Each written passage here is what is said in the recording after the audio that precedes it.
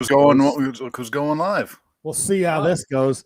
Hello, everybody out Hi. there in wherever. I don't know. I don't want to say Radio Land because people aren't watching live except for the one shining wizard who's supposed to be here, who's apparently on vacation, but he can't not be a part of the show. That's right.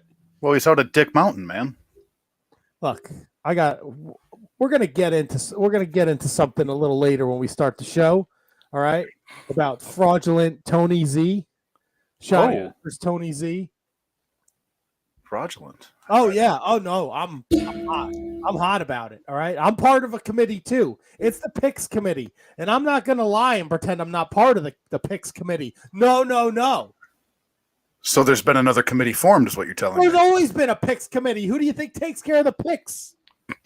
And who's on the committee? It's me and a couple other esteemed non-Shining Wizards people to make sure that No. Join the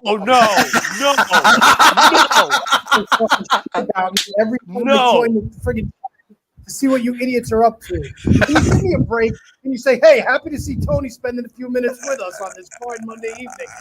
Always fucking Tony's never joining the show. Fucking asshole. Right. I gotta run for a second. I couldn't be happier to see you, Tony. Happy to see everybody. You. Hope you fall off your fucking balcony. Why aren't you enjoying your vacation? What are you doing? We just got back from our tour. My son is in the shower, and we're going out for barbecue tonight. Beautiful. You could be spending some quality time with your wonderful wife, but you decide, I got to go out on the balcony. Can we see a view, please? Yeah, let's see Cock Mountain. Hey, well, no, we're back from Cock Mountain. This is my shitty view, by the way, of the rooftop of the casino. But it's sort of ocean view, if you can see. An ocean. See the ocean back there? So we're enjoying ourselves. We had a great day. We were at Cock Mountain for a while. We went to the natural pool. We ate some roasted chicken for lunch. It was delicious. What is a natural pool? So how are you boys doing? The natural pool, it's like this little kind of enclave where the water's separated from the sea, but it kind of splashes over the mountain and shit. Okay. And there's a little cliff where people can dive off and stuff. Yeah, it's good times, man. All right. Wow, that's unbelievable. It is unbelievable. It's unbelievable, brother. Motzbox nailed it on the head. Tony does look relaxed. Fucking men, brother. Got a little color, I don't know if it's coming across. My belly's still a little pit. When do you come back? Thursday. Okay, I'll wait till you come back. Are you trying to get rid of me already? No. I just want to let you know we have more picks this weekend, so I don't want to, What did we do? Did you tell everybody I fucked everybody else over on the New Japan picks? Sorry, say what now? Have you gotten to the New Japan picks and how awful everything went? We just started the fucking show. Listen, you wanted me to be here. I'm going to be here. I'm going to take charge. I didn't want you to be here. You're supposed to be on vacation. You're supposed to be relaxing. Relax these nuts. What's the view, Tony? What are you looking at out there? Oh, we already saw it. I'm looking at Xanadu Casino, brother. It's awesome. Tony, you're a little windy. Can you turn your mic down? You're a little windy out there, Tony. Can you turn your mic down a little bit, maybe? Did you shave, bro? Yeah, man. Kevin, take the hat off. Now, does he remind you? Does he remind you of George McFly at all with that haircut? Did he shave the head? What are you, fucking blind? I was thinking a little more Grandmaster B, honestly. The beard will be back by tomorrow. That's how fast it goes. Yeah, you need to bring it back, bro. I'm not in a gay way either. You need facial hair. Wow.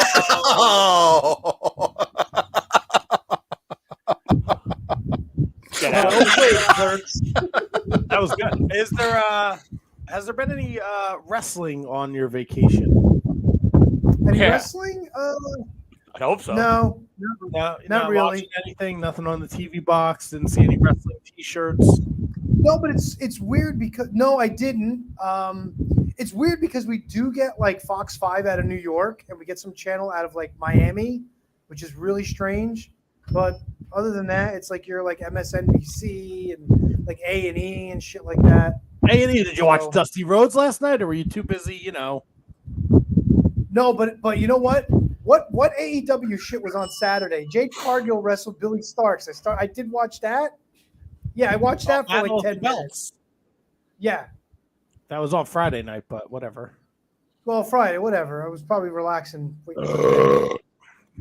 Good one, bro. Some things never change, huh? Can't escape it. Well, what do you got planned for the rest of your trip? We are going to the Italian restaurant by the lighthouse tomorrow night to watch the sunset over the top of the end of the island while we enjoy our Italian dinner. We are going out for barbecue, I think, tonight, and I don't know if we have anything planned for the middle of the day, so tomorrow might be a beach day. You're gonna bring that wind with you? Fuck yeah, dude! It's windy all day, every day over here. If I go inside, you might see my wife's naughty bits, and I don't think you want to see that. Or maybe you do. I don't know. So this Italian restaurant, you can have a Take bottle it of red. easy, HK. I saw that eye. Bad enough you creeping on my mother. I don't need you creeping on my wife either. I would never. It's only a matter of time before you guys are related.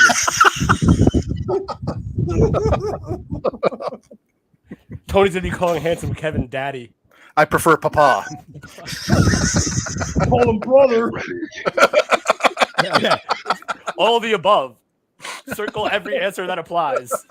Uncle, father, brother, son, dad, cousin, yeah. Mailman, milkman. I'll be mailing some milk. Yeah. Well, I just figured I'd pop in for a few minutes because I know fucking Sir Douche-a-lot to my left over here somewhere was going, Tony can't even fucking join us. He's on vacation. I never, ever said that. You did not. Yeah, but you thought it. No, I didn't. Now, you're on vacation, asshole. You're supposed to be enjoying yourself. You're not supposed to be dealing with any Shining Wizards bullshit. Bullshit. I am enjoying myself. I'm doing a little. Happy belated birthday, by the way, Don. Oh, thank you. Thank you very much. Hey, am I still winning the picks? Can you tell me that?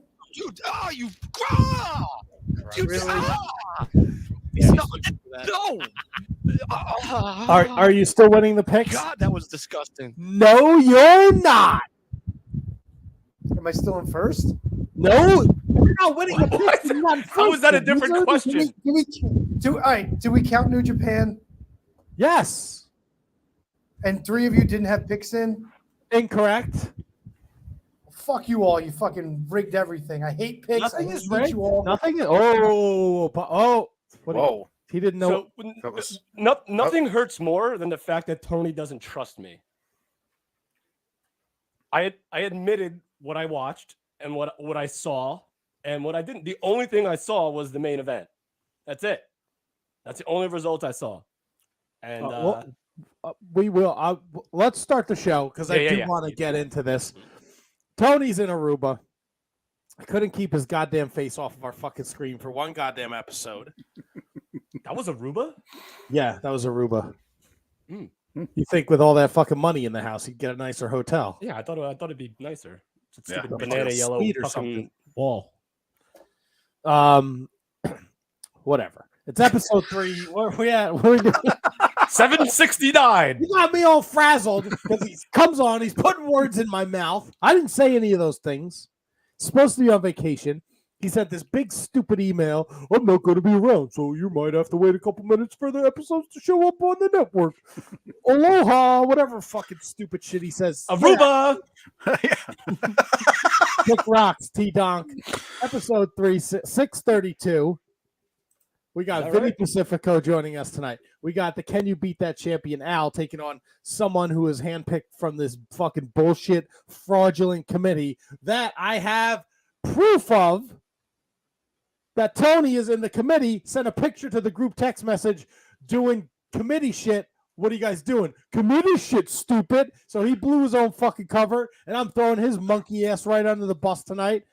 We got lots of wrestling to talk about. I got to do the sound. I got to do the graphics. It's going to be absolute chaos. I'm much better than I was last week. I got a brand new phone. And I fixed the Hulu. So everything is aces. Yeah, man. All right, let me do this now. Let me get this going. Brand, that's us. Intro. And then I got to go over here. And I got to do this intro. Shining Wizards, episode 632, coming at you now. The following is a presentation of the Shining Wizards Network, broadcasting live in high-definition video, available on all podcasting and streaming platforms. Follow us on social media at Wizards Podcast. Check out our merchandise at merch.shiningwizards.com. Do your Amazon shopping at amazon.shiningwizards.com. And become a Patreon supporter at patreon.com/wizardspodcast. And now, it's time for the Shining Wizards. This is the pro wrestling maniac, Joe Gacy, and you're listening to the Shining Wizards podcast.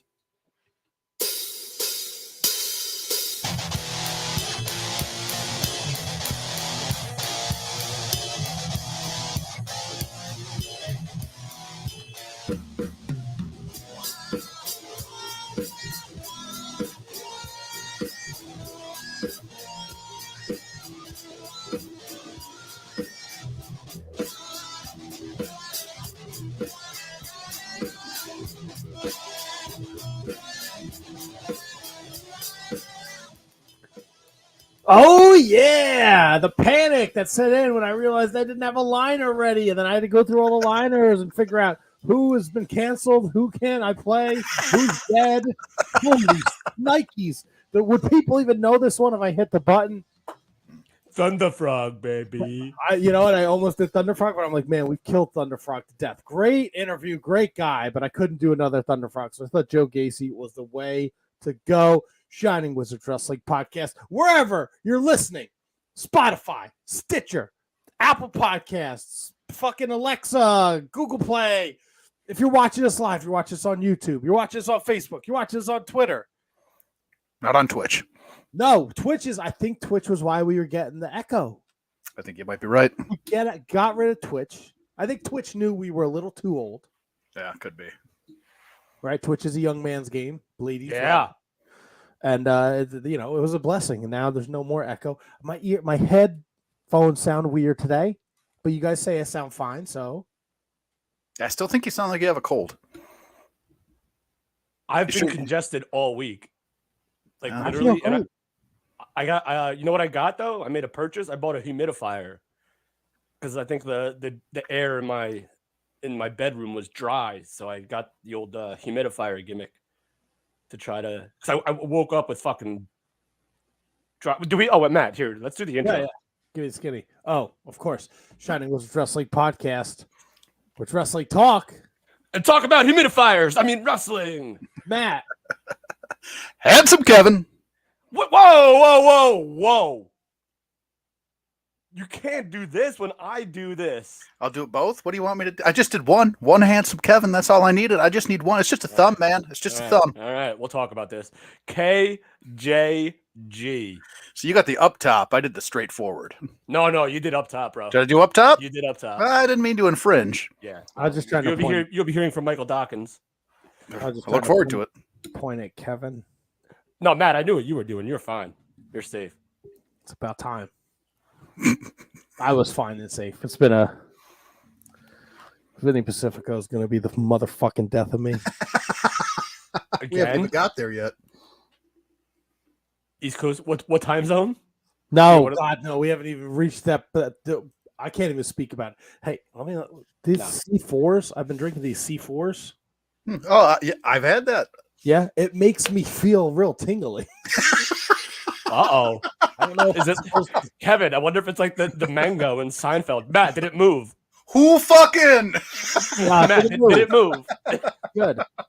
I like it. It just sometimes it makes me feel like I feel tingly in my head. Just the one up here? Oh, yeah. Have you had the Rocks energy drink, Matt? A what? The Rocks energy drink? The Zoa. I guess. Yeah, I've had the Zoa. Yeah. How is that? Mick Foley likes it. Yeah, it's okay. I don't mind it. I had the cherry limeade. It's okay. So what made you switch to the C4 have booze in it? No booze in this C4. But it still makes you feel tingly. It still makes me feel tingly. Look at that. What do they think of next? I don't know. I don't know what they're gonna think of next. So we got C4 is pre-workout. Well, I don't give a fuck, Mike Peterson. How you like them apples? C4 is C4. C4. C4. Talking about Seafoam by the like that? seashore. My seafoam, bitch. C4 pre-show. How do you like that? I drink Prison bitch, man. Drink seafoam. Yeah. fired up. I fired up in a good way. Last week I was fired up stressfully, and that's why I shattered my phone. Yeah. Right? Post-show, I go downstairs, and my wife, she's like, "What were you looking for over there in the dining room?" I'm like, just seeing if anything else fell off my phone. She's like, "You broke your phone, you fucking psychopath." Yeah. I'm like, "Yeah." She's like, "How bad?" So I'm like, just look at the camera was all broken, like there. So I was like, "Right there." She's like, "Yeah." She's like, "That's it." I'm like, "Oh, you can't take it out of the otter box because everything will fall out." She's like, "What the fuck is wrong with you?" I'm like, "I'm a maniac." Yeah. That was wild. I have my moments. It was not good. This time I'm fired up in a good way. Yeah. Yeah, good fire. I'm excited for tonight. We got Vinny Pacifico. We got Can You Beat That? We got tons of wrestling talk. Now, let's talk. I want to talk about this picks thing with you guys. First of all, how are you guys? How was your Easter? I'll let Kevin go first. Okay. Very uneventful. My wife went to her family's, and I hung out at home. I watched the Twins game. That was about the Easter that I had. Nice. So we were supposed to go to my brother and sister-in-law's sister. Wait, how does that work? So it's my sister's sister. We were going to go to their house for Easter, but my sister-in-law had just recovered from COVID, so they weren't going. So Erin had COVID, so she wasn't going, and so we decided we're not going to go. So me and my pops just ordered in from Toronto's in Livingston, and just chilled and ate, and then I went to the bar. So it was good times. That's right. Nice. I like it. Yep. Like it. I think I go to the bar. Did you go to the bar? Was the bar open on Easter? Oh, the hat never closes, bro. The hat. The hat never closes. I think the only time we ever closed was after one of the hurricanes. The hurricane. That we had a generator and we just couldn't deal with it anymore. And we had to leave. Eric Freeds. Matt, I thought you were a millionaire, not a maniac. Eric Freeds, one and the same. Mm-hmm. MBW, the maniac, transforms into the millionaire. Maniac never goes away. Maniac Matt. Ever goes away. I went to the Mets game yesterday for Easter. I saw that. Those are some bomb-ass seats. That's how I roll. If I'm going to go, I spent the majority of the day talking to Sandy Alcantara and making fun of John Jay. So that was fun. All right, so you're going to have to tell me who those are like I'm 5. Sandy Alcantara, he won the Cy Young last year in the National League. He's a pitcher for the Marlins. He was standing directly in front of me the whole fucking game. And then John Jay is the coach. Oh, I know who John Jay. Okay, John Jay. Yeah. Where he was in the dugout, he was positioning the outfielders. So me and the dude next to me were constantly telling him that what he was doing was wrong because it was working. And he was a real good sport about it, John Jay. I was gonna ask, were you is baseball? I know I've been to one baseball game with you. Is baseball fan Matt different than wrestling fan live show 100%. Matt? We have a good time. I have fun. My wife, Pete Alonso, was on third base. My wife was like, "Pete Alonso, you have a cute butt," yelling I at knew him. that's what you were gonna say.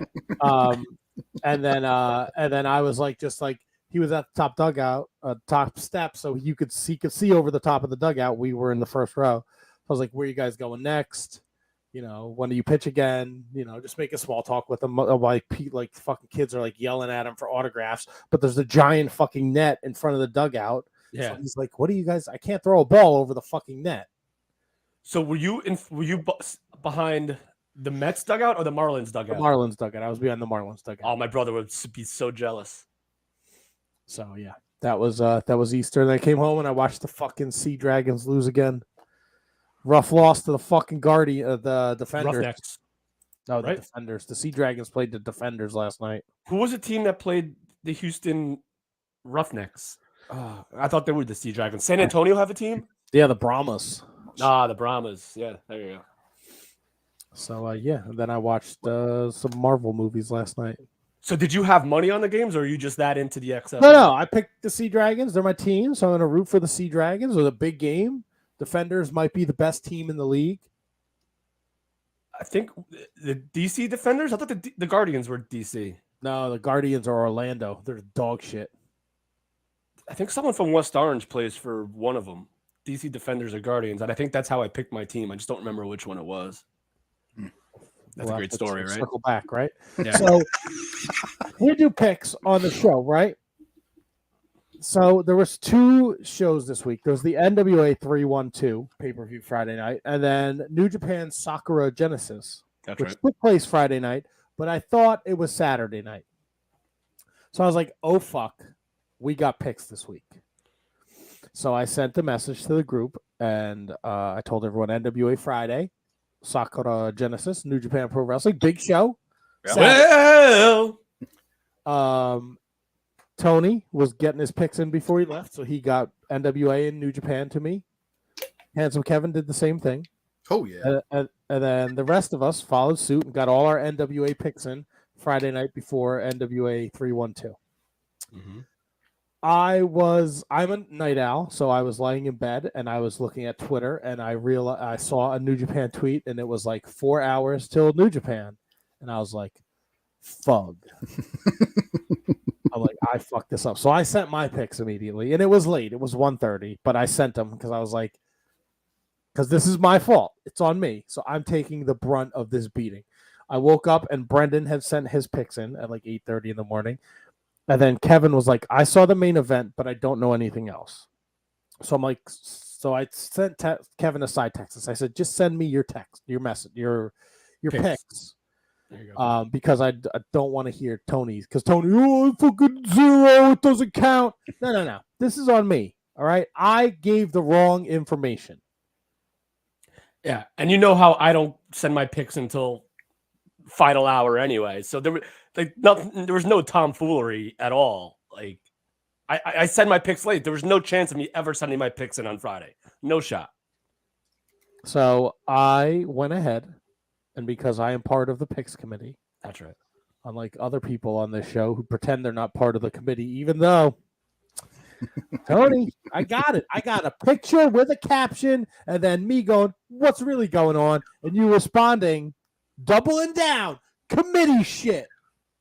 Well, but he acts as a consigliere for the committee, so it's very. He could be there. He could be sitting on. I know. All right, just because he's in the room, Kevin. Because you're a new fucking wizard, you pump the brakes. All right, get your stealing my gimmick, and then don't get your mouth off the Tony teat because you want to stay in the fucking committee. All right, fucking pump the brakes over there. There's collusion with this committee bullshit. I don't know. I have it on good authority that tonight's fucking can you beat that softballs? Softballs. Where are my softballs? Where is Shining Wizards Kevin's softballs? Fuck, who was on the first shotgun Saturday night? Are you fucking crazy? I do have the questions, and of course you do. I wonder how you got them. Well, I can't really let you know. You're not involved with the committee, but I can tell you that they're a little bit relaxed compared to what some can you beat that players might be used to. That I can't wait till I get my first shot with this new relaxed format. It'll shock the world. Kevin, yeah, that statement right there, he's going to use it against you. Oh, so you think he's gonna? Oh, no, God. yeah, I think you're right. Right in your ass, buddy. Well, wait now.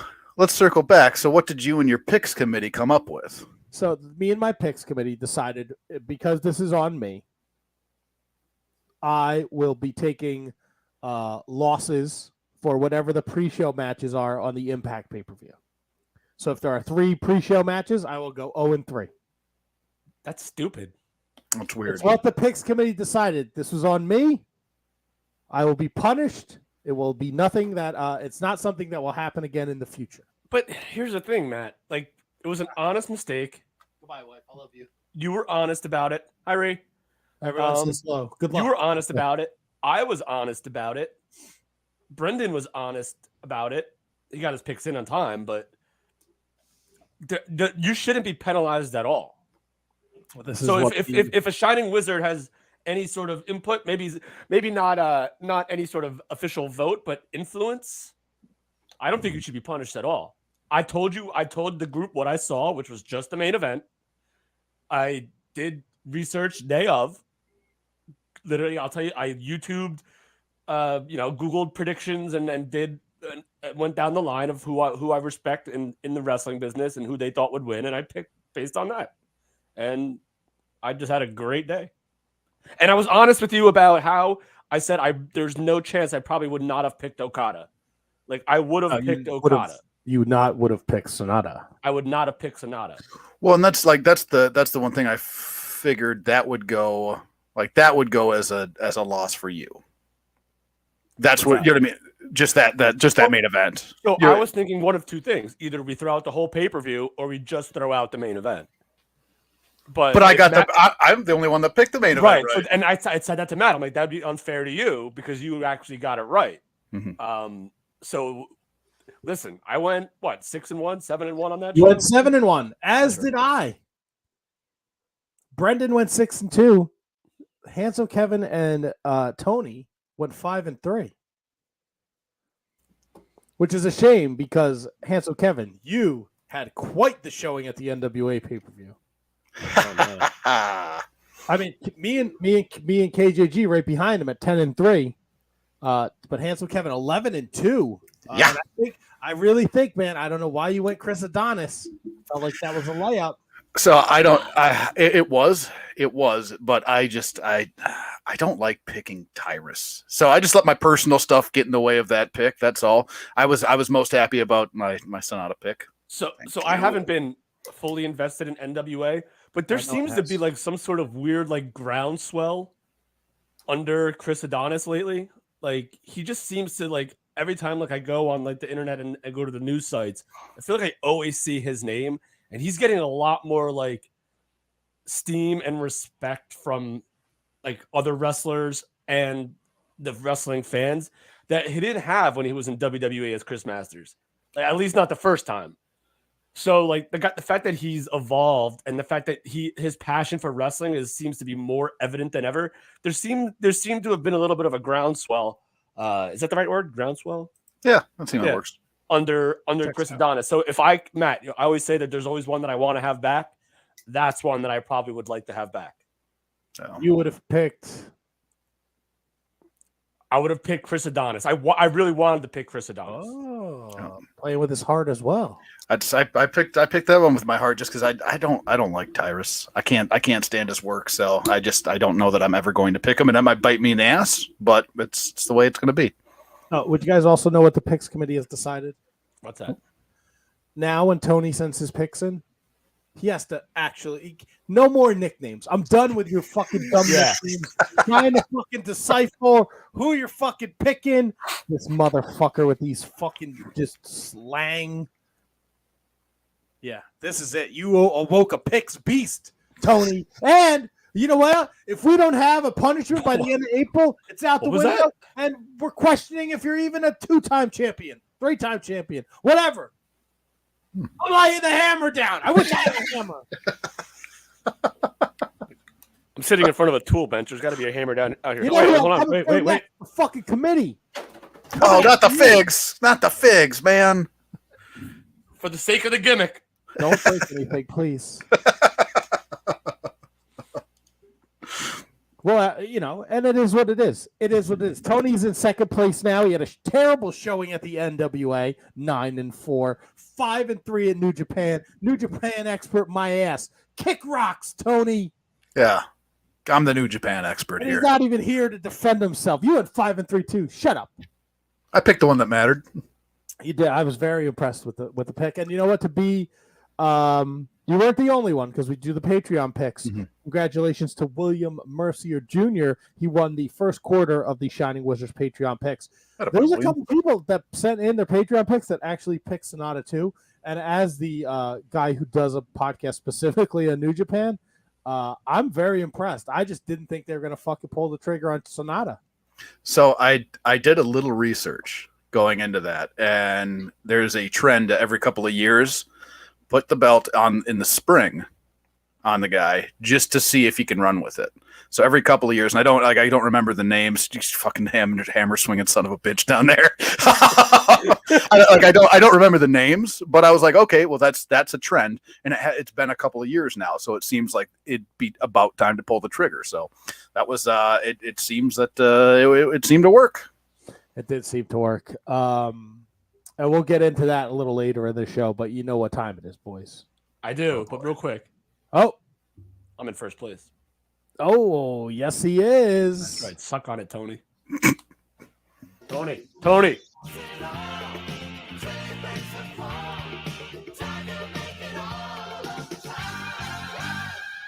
Oh, yeah, over in the WWE world. Monday Night Raw, the Raw after WrestleMania.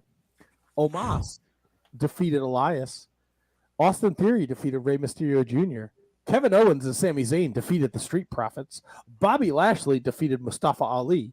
Liv Morgan and Raquel Rodriguez defeated Damage Control. Brock Lesnar and Cody Rhodes were supposed to have a tag match against Roman Reigns and Solo Sikoa, but it never happened. Mamma mia. Over on SmackDown, the Brawling Brutes defeated Imperium. Ricochet, pew pew, defeated Ivar. Liv Morgan and Raquel Rodriguez got another win as they beat Natalia and Shotzi. Judgment Day defeated Rey Mysterio and Santos Escobar, and Jey Uso defeated Sami Zayn. Over in NXT, what happened on NXT this week? Where does it start? I don't know.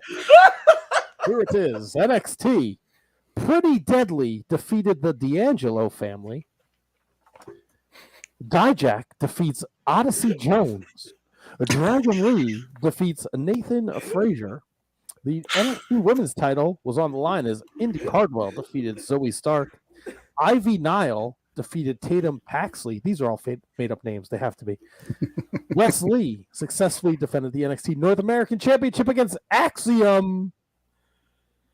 Handsome Kevin, take it over the top.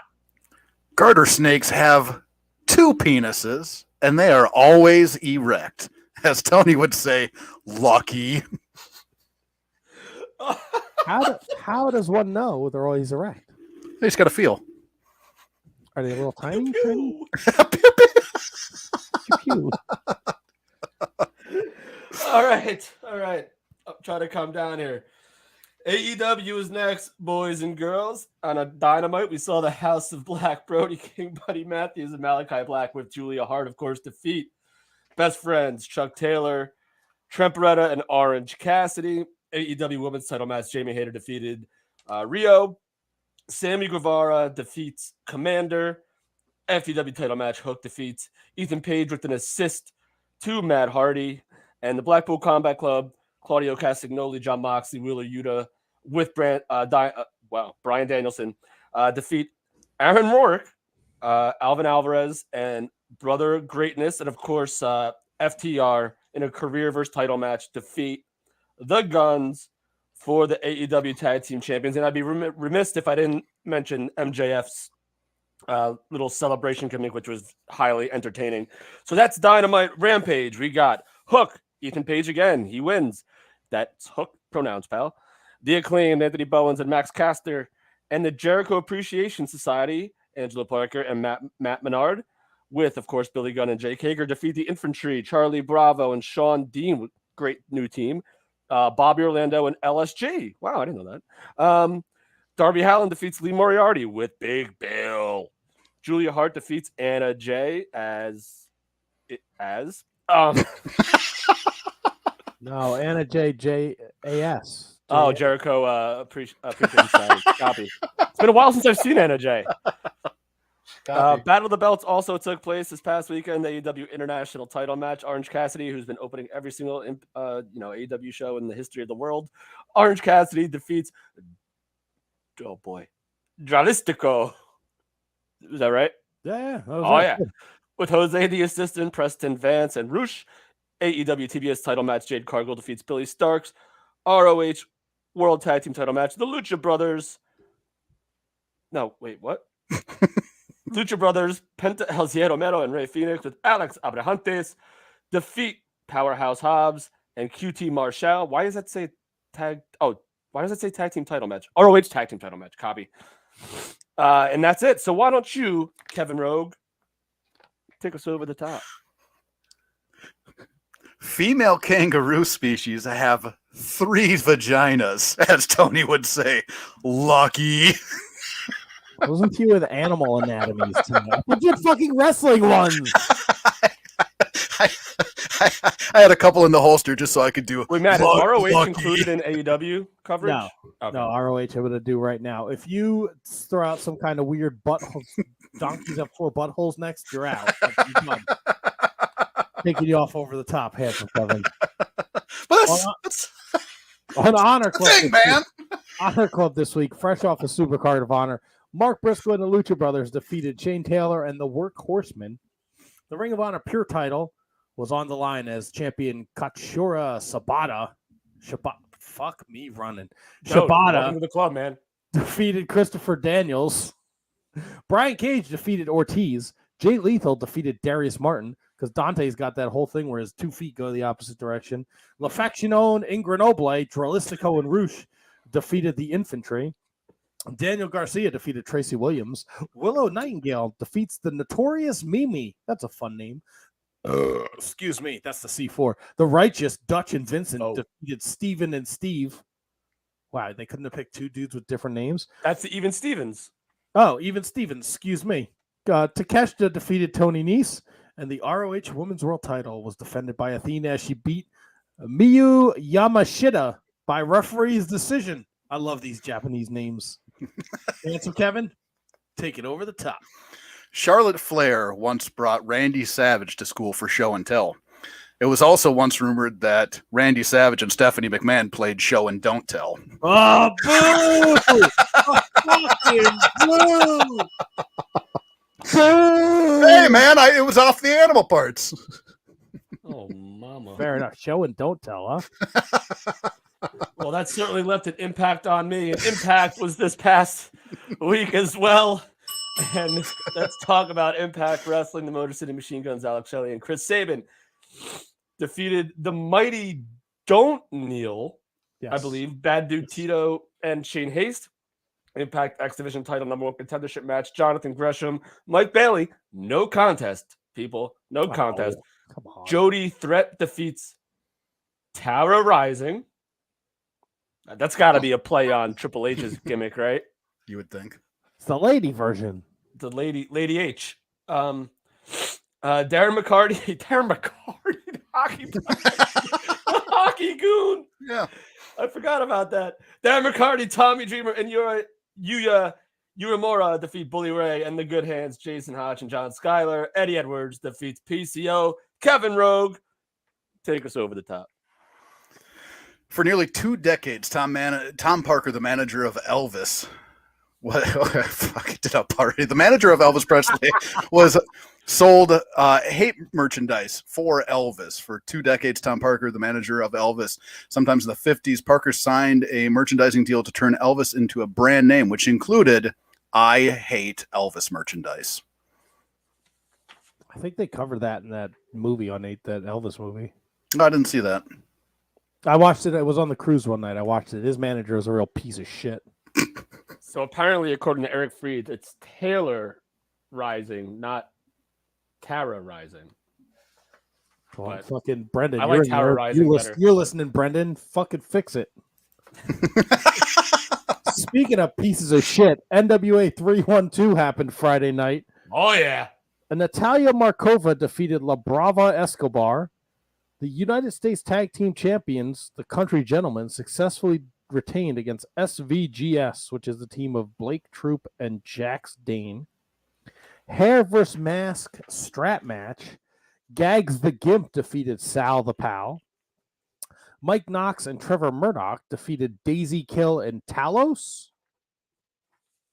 We have a brand new NWA North American champion. Is that a title? Did I just make that up?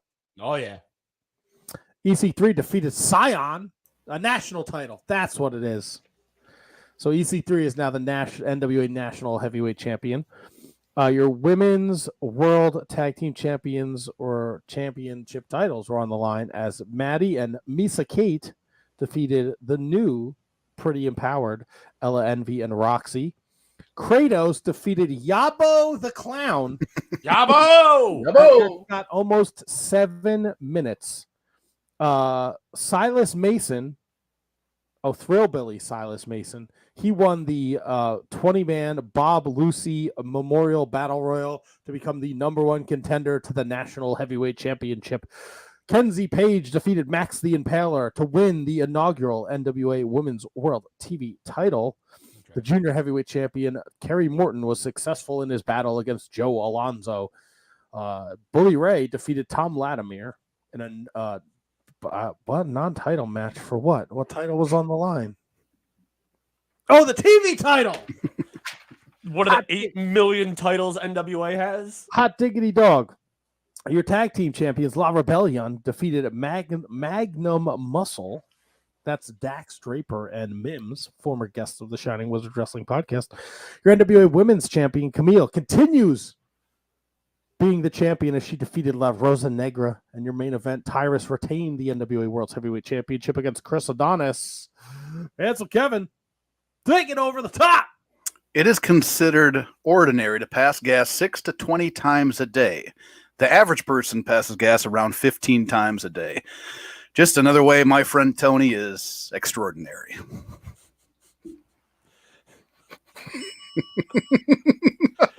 All right. So why don't...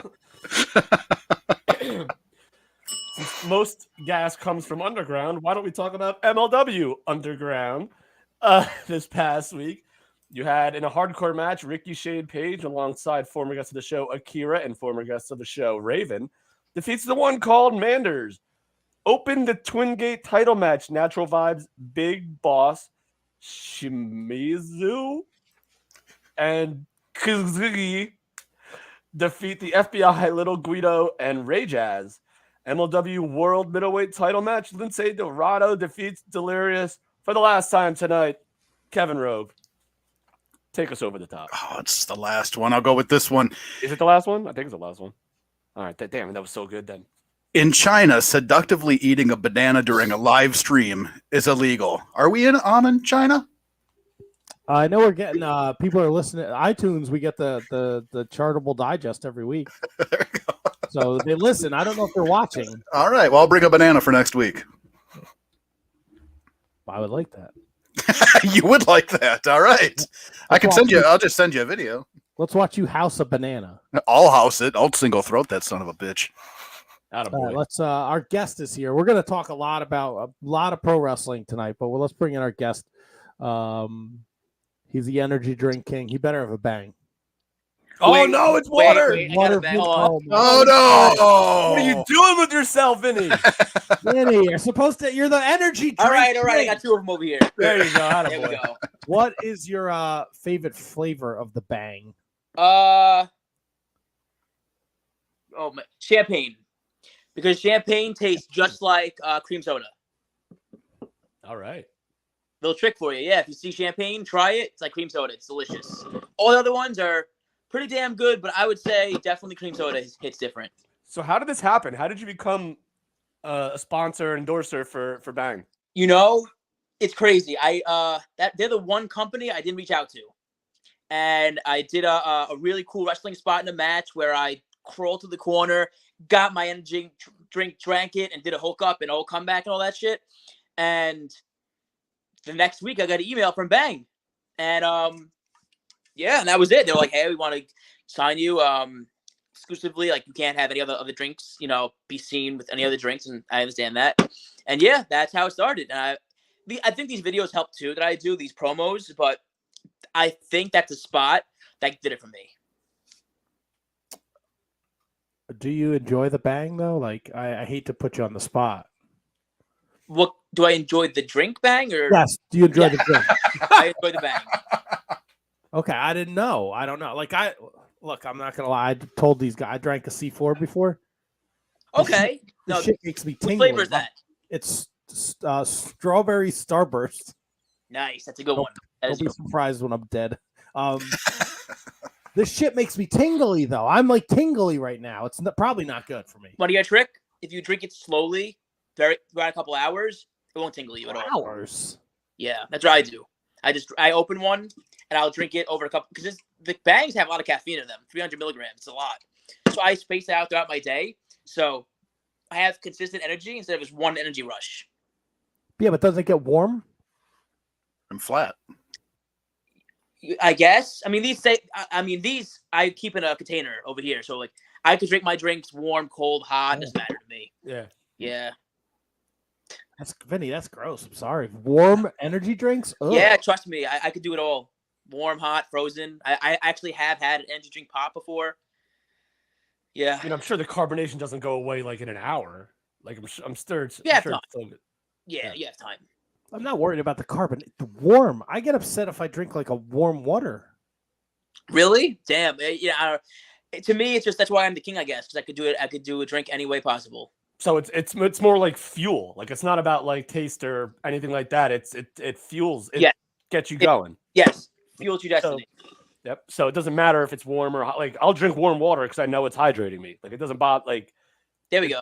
Yeah. So yeah, that's cool, man. Happy for you with that. No, thank you. I love it. I'm very, very blessed. Is this bang gonna fuel you in your junior heavyweight championship title defense at Pro Wrestling Magic in a couple weeks? Of course it will. Jaden Newman. Yes, I love Jaden Newman. By the way, he's a very good talent, very good friend of mine as well. Don't say that if you're gonna beat him up. I'm gonna be so caffeinated. You won't even. You tell people you're gonna bang him. I was gonna say you're gonna bang him. Yeah. No, he's great. I do enjoy. I wrestled him twice already. Once at TWE and once at 321 Wrestling. That was cool. I believe that's the name of it. Yeah, and we've had some real fun, and this is gonna be a good one. I hate to put you on the spot, Vinny. Is there a bang flavor you don't like?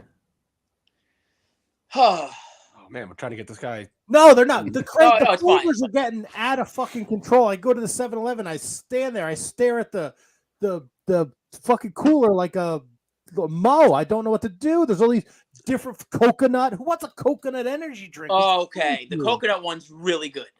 Oh my God, I can't. You drink warm energy drinks. I can't even right now. Oh no. I guess. All right. The one I don't like. If I have one that's like, I'm not really a big fan of it. I'm not a fan of cherry anyway. So I guess it would be the cherry one. Only because I don't like cherry. Yeah, so it has nothing to do with the actual bang. It's just the bangs are fine. Cherry in general. Yeah, the cherry in general. Bangs are fine. Bangs are good. I like. The thing is, bangs are high in caffeine, so you gotta realize that before you drink it. Because I did one time, I just chugged the whole bang. I love how it sounds. I chugged the whole bang, and it got me going really quick. It's an energy drink. It's supposed to. I know. That's why ever since I'm like 14 or 15, I started like having pre-workout.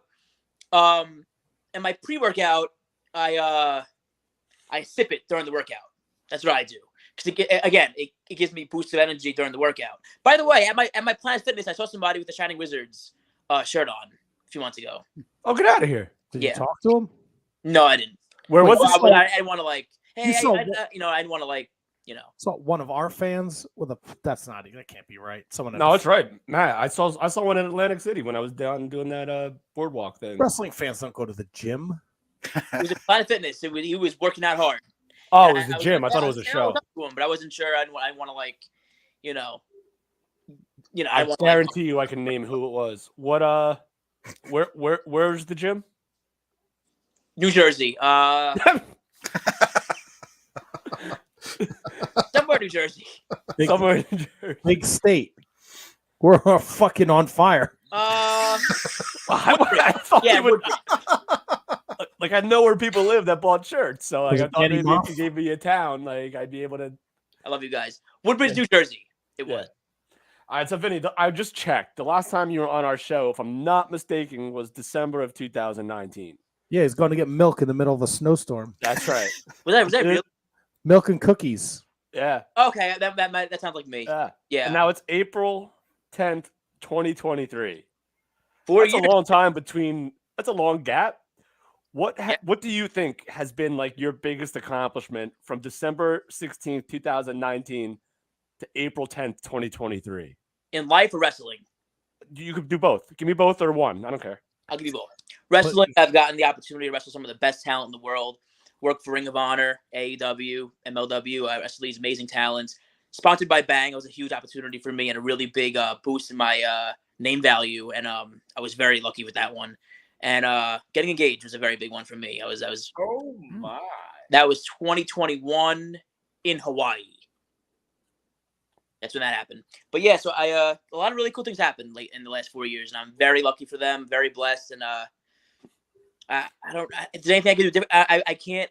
People ask me all the time, like, what would you do differently, or like, how would you? And I honestly, I'm just really happy with how things went. You know, I'm champion in 2 companies right now. I wrestled some of the best talent in the world, like Matt Sydal, Rocky Romero, EC3, and so many more. And it's just I'm very lucky, and I'm grateful for all of it. Do you see this momentum train not stopping anytime soon? I hope not. No, yeah. Yeah. No, yeah. I see it going. I'm really working very hard to keep this going. I'm working very hard to build more stuff going. You know, I would love to have something big happen with Bang, even more with them. And I'm also getting into the movie industry slightly as well, so that could be a cool opportunity for me as well to explore. But yeah, like wrestling is my everything, and I'm hoping that it goes smooth sailing. Nice. Now, when you say getting involved in the movie industry, what are you, the leading man? What are you stunting? What are you doing? Stunting a little bit. I know some people in the movie industry who really want to help me get involved. So I've been invited to a few movie premieres recently and a few movie events, like networking events and stuff like that, which is really cool. Very different. You know, some people think, oh, wrestling, movies, it's very different. It's a whole other world. So what is your ideal role? I wouldn't mind being a stuntman. I would not mind stuntman. I would not mind. I like horror movies. Okay. And Terrifier was filmed in Staten Island, and I would love to be. I'm from Staten Island, and I would love to be part of that movie. Even if the clown has to kill me, like that would be a cool fucking thing to be a part of. You know? Right. Yeah. Yeah, and I also, I would not mind. Hero, I don't mind. I want to just do it all. You know, I love everything. I love acting. I love wrestling. I love sports. So I want to do it all. I see that you got to do a couple dark matches for AEW down in Orlando. How was that whole experience? You know, I love Universal and I love Florida. So anytime I get to wrestle in Florida, it's always awesome. AEW, amazing company also as well, obviously. But it was a bucket list for me, was wrestling for in Universal. So that one happened. And again, for AEW, couldn't have been better. You know, wrestling Parker Bordeaux, he is a great talent, like underrated in my opinion. We had a lot of fun. And then I wrestled for AEW in January in Seattle. That was fun too. I love the Northwest. So I'm very lucky I got to wrestle for AEW in 2 places that I love to be at. You know, I love the Northwest. That scene out there is incredible. I'm going out there this Friday as well. So I'm lucky I got to do those 2 opportunities, you know, in Seattle and then the next month in Orlando. That was really cool. Yeah, you mentioned Parker Bordeaux, and he seemed like a kind of guy that like the sky was the limit for him. A lot of early comparisons to Brock Lesnar, like which was probably unfair, but he had a look. He still does have a look, and then just getting let go. He seems like he found at least a place with AEW now. Do you see yourself doing anything else with maybe like the Ring of Honor brand? I worked there for a long time a few years ago, so I would love to. I could see sky's the limit. I'm never stop working. And every morning I'm networking, trying to do more podcasts, gym. You know, I don't stop. So I would love to I would love to work for Ring of Honor again. I would love, I had so much fun working there a few years ago. I'd love to go back. It'd be a really big full circle moment for me. So that's something that I really want to do. Yeah, I remember when you got your start, not your start, but when you started working for them, it was really cool to see that. So I hope that maybe you could find a spot on that show. I feel like that would be a perfect fit for you. Thank you so much. People said that to me lately, and I would love that. That would be really cool. That would be like everything would be just culminate to that. It'd be so worth it, you know. I'm working hard for it. I'm trying my best. That's all you can do. Mm-hmm. Vinny, you mentioned going out to the Seattle, Washington area this weekend for SOS Pro Wrestling. Yep. Lost Shaker of Salt Vinny, what are you gonna sing? These choices suck. Lady Gaga, Britney Spears, and I don't even know who's this little Susie. Who was the little Susie sing? She's bomb. She sings that "Take Me in Your Arms." You gotta know that one. Wait, is this the Everly Brothers "Wake Up, Little Susie"? Definitely not, Kevin. This little Susie is 80s, 90s. Oh no.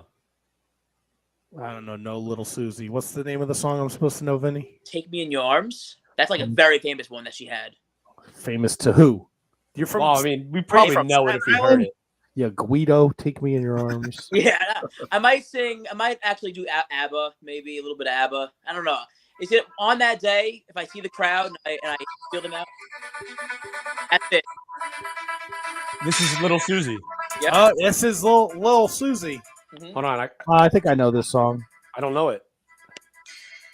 I know that. Yeah. Yeah, you see? Yeah. Hold on, no. Shh. Oh yeah.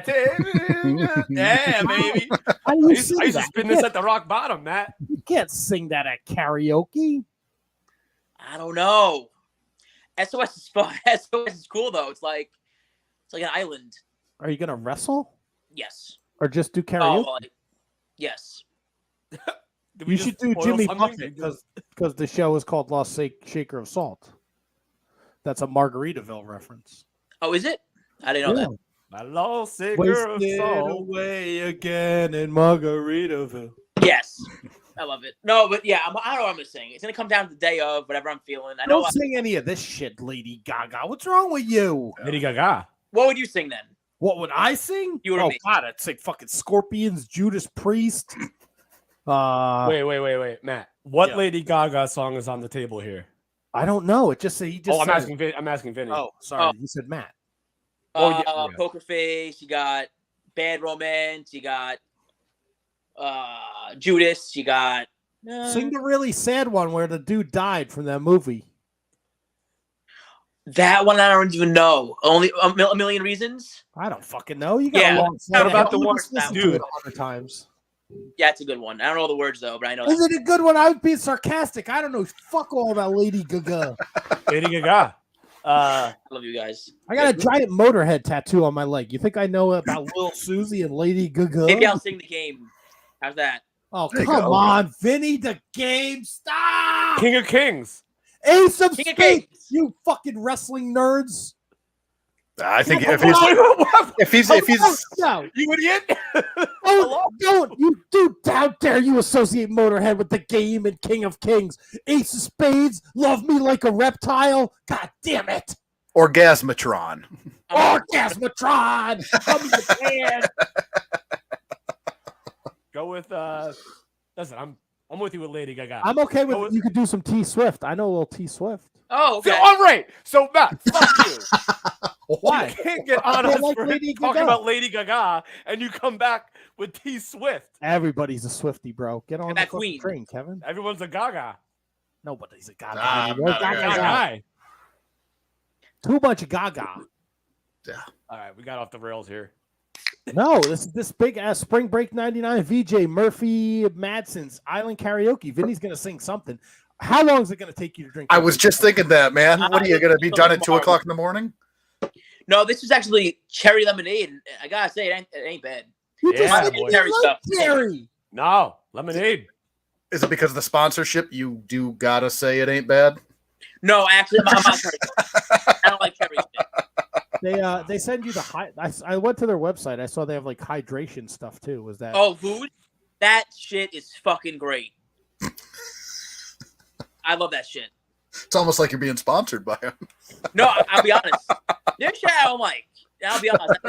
But I like booze. You have no carbonation, just straight like water, but it's like flavored water. But it's How much of that shit do they send you? a lot. Like, you're good for a little while? I'm good for like a month, That's not bad. I gotta get me one of them. I'll So fucking. maybe 2 months actually. I'll go fucking. So a few years ago, we tried to get a sponsorship from like beer and like alcohol. Like we tried to get like a Twisted Tea sponsorship, and we reached out and we did all this work. We like, listen, we're pretty fucking big. Like we get tens of thousands of listeners, Mm-hmm. and then but you know what they sent us? What they said? Like a keychain, a koozie, and No.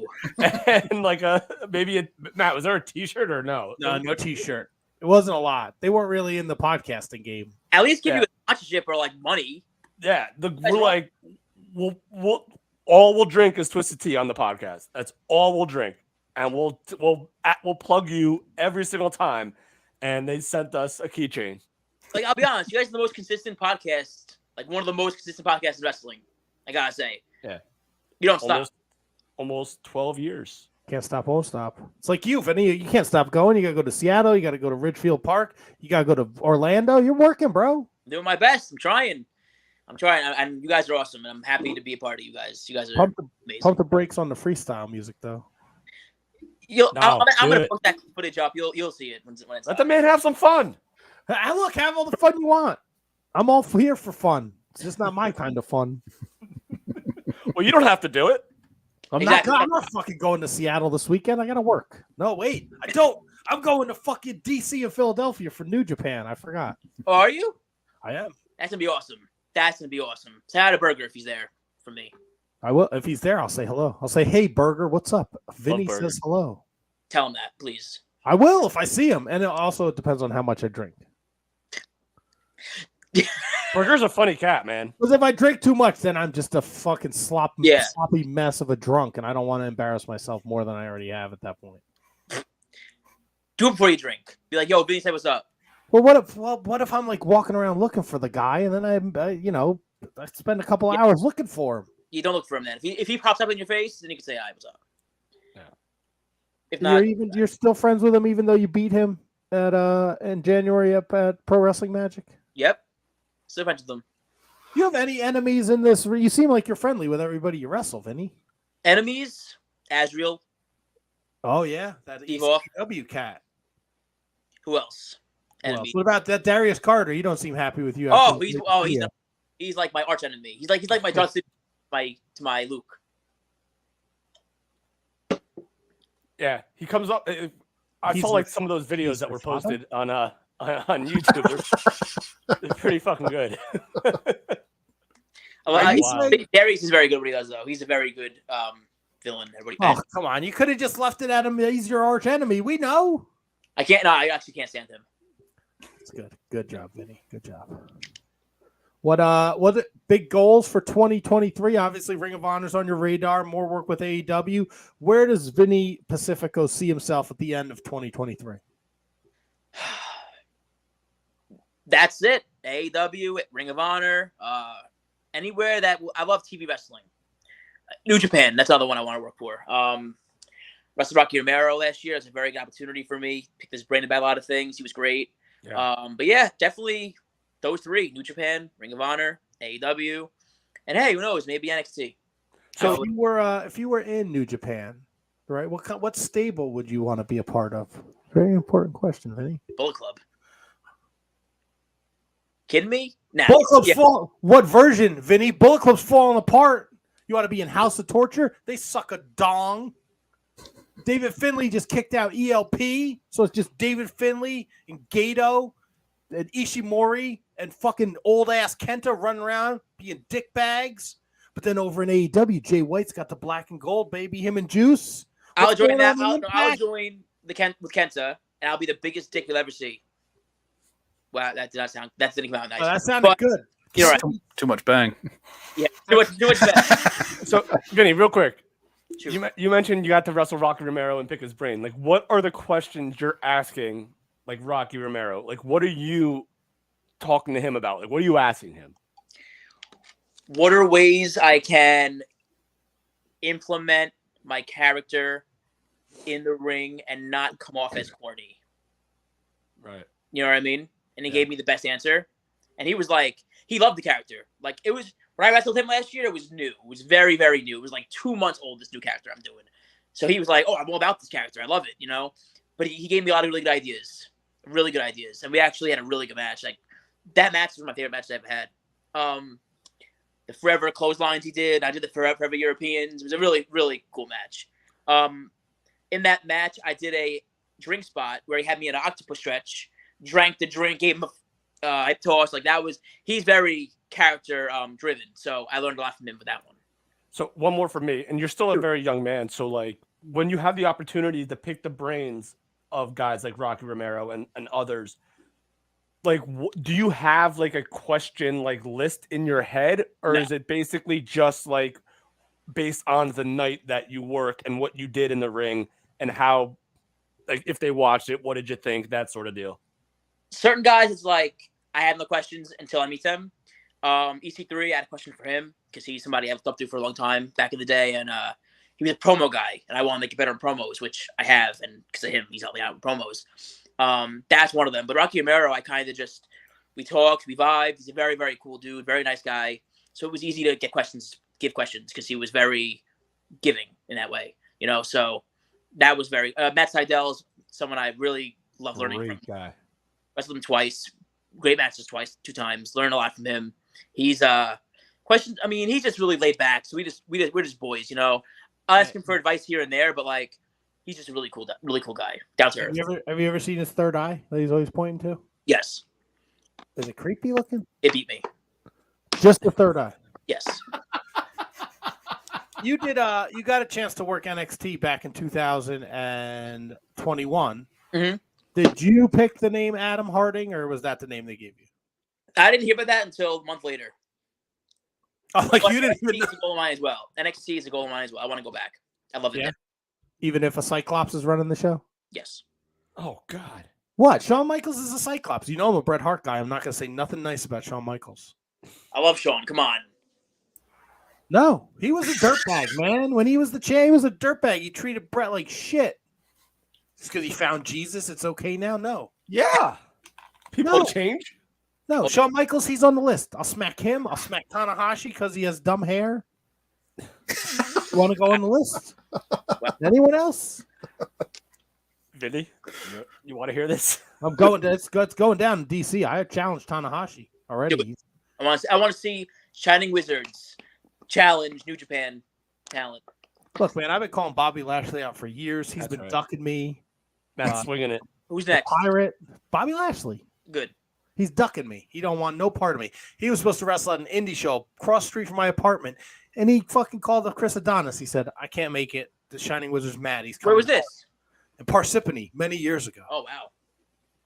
Yeah. Before he went back to the E.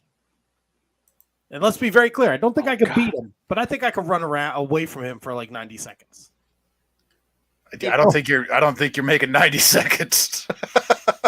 We gotta somehow salt it. Complete squash. Vinny, you gotta promise me something. Shoot. Please don't do the XPW. Oh yeah. I'm not that hardcore anyway. All right, I like good. You're a rising star. You're doing great things. MLW, Pro Wrestling Magic, AEW, NXT. The world is your oyster. Just stay away from that. Whatever's going on over there. It's crazy over there. Oh my God, it's out of control. Anything that you think wouldn't happen happens. Yeah. So it's crazy. It's unpredictable. You know what you get out of that. You have no Vinny, idea. how old are you right now? 23. Are you amazed with how much you've done You're a baby. in not- this time? I'm not satisfied at all, to be honest. Yeah. But I mean, I'm 23 happy. years old, like that's. I'm grateful, Yeah. but I'm not where I want to be in the slightest. I want a lot. I want to do everything, and I just want more. So, are you content knowing that you have plenty of time to get it, or do you want it as soon as possible? I want it. It's both, because I get different. Some days I'm like, oh, I'm happy I'm happy that this is happening. You know, I have time. You know, I'm young, this and that. And then part of me is like, fuck, I want it. I really want it now. You know. So I guess it's like a 50-50 of both. Yeah. Cool, man. That's a great answer. I love this shit. It's all I want to do. You know. So you Rock on, buddy. 23 is a little young to be engaged, Vinny. Oh, I didn't even think about that. Oh, what are you?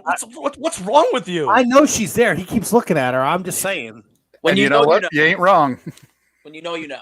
Yeah. Great. Good Fair answer, enough. Vinny. Good answer. Next question. When was the last time you shit your pants, Vinny? When I was a baby. Come on. Get out of here. Yeah. I'm pretty good at that. You drink so much Bang, it's got to run right through you, know? Yeah, there's a It runs boom. through me in the gym, and my gym isn't big enough. It's kind of like decent size, so I'm able to like go right in if I need to go. Wow. Yeah, I've been pretty good with that. It's gonna get worse as you get older, buddy. Just a Sure. heads up. Well, I'm sure. Yeah, so maybe I think Get you're that- the first. I think you're the first guy without a poop in his pants story. Well, imagine having to pee a lot. I pee a lot, me too. Yeah, I do too. way too often. I I try to can't. drink a don't- gallon of water a day, so that's why. I've driven some road trips, and I'm like, shit, I gotta pee already. Tricks. Do you know the tricks of the road? The Gatorade bottle.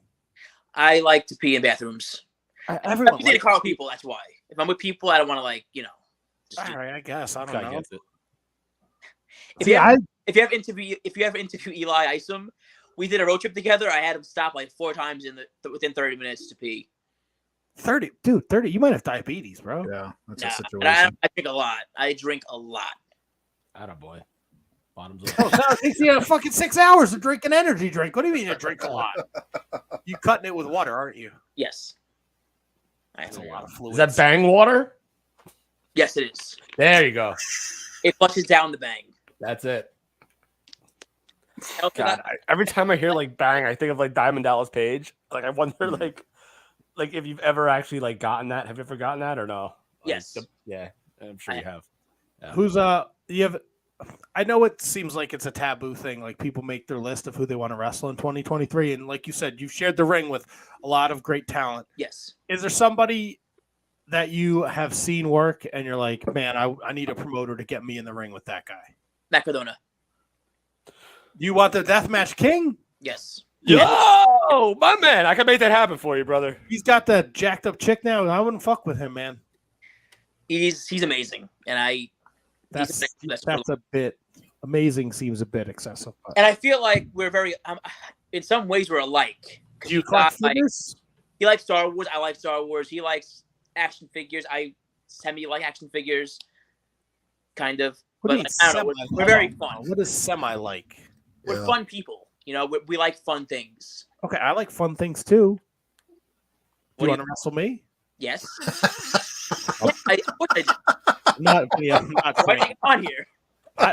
Not to wrestle me. No one's ever said they want to wrestle me.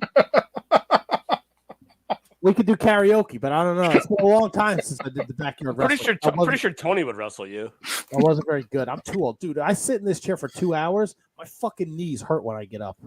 I drove so much today. I got out of the car. I'm like, oh my god, my back. You're fucking 23, dude. Knock it off. You have no 10 years of wrestling. You kidding me? It's a You lot. started wrestling when you were 13. That's illegal in like 42 states.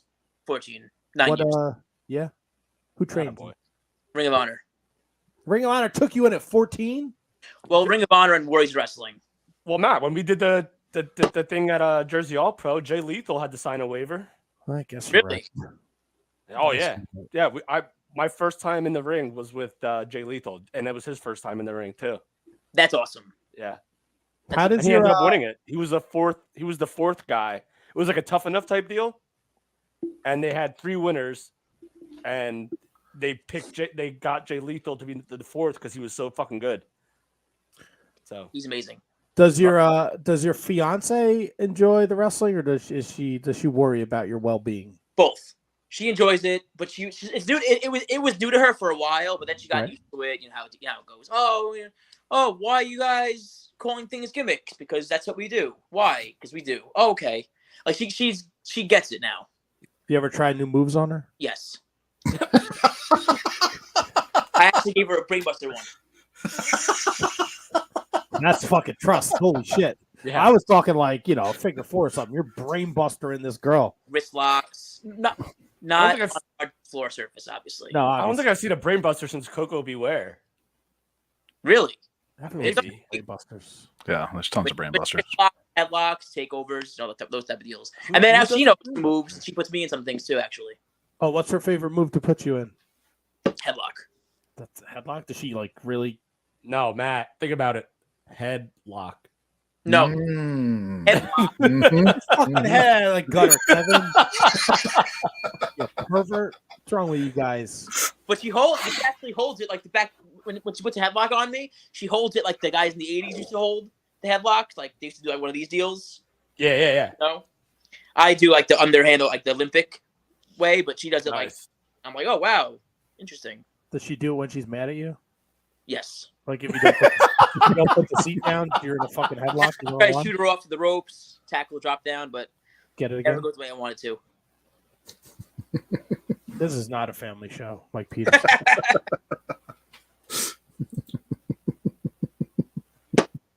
Have you had bang withdrawal? Like if you don't drink that for like 2 days, you get like a headache.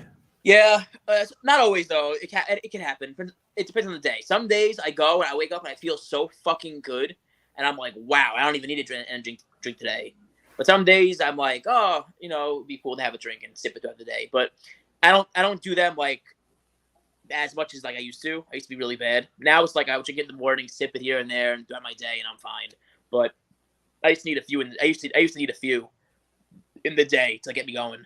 But now it lessens a little bit. You didn't have to open one during the interview, man. I hope you're not like. I hope it doesn't keep you up all night. I'll be fine. Okay. How the hell do you fall asleep drinking that much energy drink? Well, I didn't have that much. I'm just sipping it very slowly. I should be fine. It doesn't hit me unless it's like too quick. Then I'm fine. Well, Vinny, this has been an absolute pleasure. Same here. Please be sure, if you guys are out there listening, you're not familiar with Vinny, follow him on Twitter at Vinny Pacifico1. Instagram's Vinny Pacifico. If you're looking promoters out there, or you want to see Vinny at your show near you, his email is bookvinnypacifico@gmail.com. He's got a pro wrestling tees store. Vinny's doing great things. His videos, his bang videos that he puts out like weekly, they're hysterical. You got to check him out. Effie, Darius Carter. He gets everybody involved. Everybody's a great sport with him. And Vinny's an up-and-comer, man. He's 23 years old. He's been MLW, AEW, NXT. Like, he's crushing it. So if you want to have your finger on the pulse of pro wrestling, you listen to the Shining Wizards Wrestling podcast. Then you hear a great, fun interview with Vinny. You get to know the man a little bit outside the ring, a little bit inside the ring. Vinny, before we let you go, is there anything you want to leave with the fans or us before you go bang, drink, bang? Drink some bang. He looked at his girl. She's getting smushed tonight. Look out, homie. Drink some bang. And don't count Vinny out. Cherry lemonade. Watch I want Wizards. to check that out. I like a cherry lemonade, maybe. Right. Thank you guys for having me. I appreciate you guys very much. Vinny, you're awesome. Keep up the great work. And I want to know what you sing at karaoke, bro. When you come back from Seattle, you better DM me and tell me what you're singing. You'll know. Vinny, Guys. Thank you. Safe travels, man. It was a lot of fun tonight. We'll see you soon. Yes, sir. Thank you. Thank you, Vinny. Oh, Hey. There he is. Look at Dear this Lord. guy. Kevin, I know you got to run. Can I just go take a real quick piss before you peace out so I don't leave handsome Kevin by himself? Oh, of course. Go for it. All alone. All right, let me just remove myself. I'll be right back. So, Kevin, how are you? Oh, fantastic.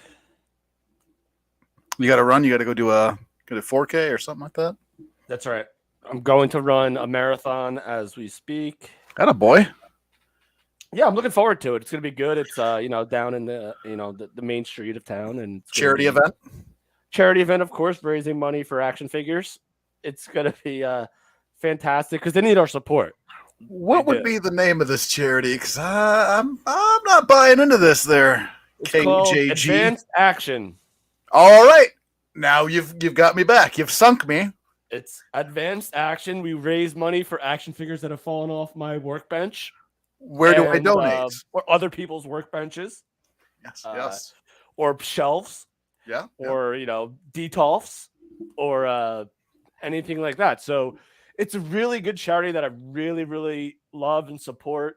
So I'll post the link in the comments of the video on Instagram and Twitter. So if you can give anything to Advanced Action, it's action figures, not necessarily wrestling figures, but that's the primary goal of it. Primary, gotcha. Yeah, is wrestling related You know- action figures. And you know how I feel about action figures, Kevin. Yeah, look at you. You're a Lucy guy. Nah, You're both. It's a both kind of thing. Yeah. All right, boys. I gotta run. This was a good time, man. Have fun at the event. Listen, I can't wait to watch Can You Beat That, by the way. So That's right. I forgot that's fucking coming up. that should be fun. KJG, we'll catch you on the flippity flop. We'll see you next week. Later, boys. See you. Flip it, Kevin. flop it. Flippity flop it. Ah. I want to get this out of the way really quick. Handsome Kevin, Shining Wizards Network, ShiningWizardsNetwork.com, home to great shows. Kevin, Handsome Kevin, Shining Wizards, Handsome Kevin, Shining Wizards Rogue. I don't know what the fuck we're calling you. It includes a breakdown, turnbuckle throwbacks, Wrestling Night in Canada, 30 Screams or Less, Too Old for This Shit, Broadcast, Radioactive Metal, Year of Duke and Metal. Year of Duke and Metal. Duke and Rogue.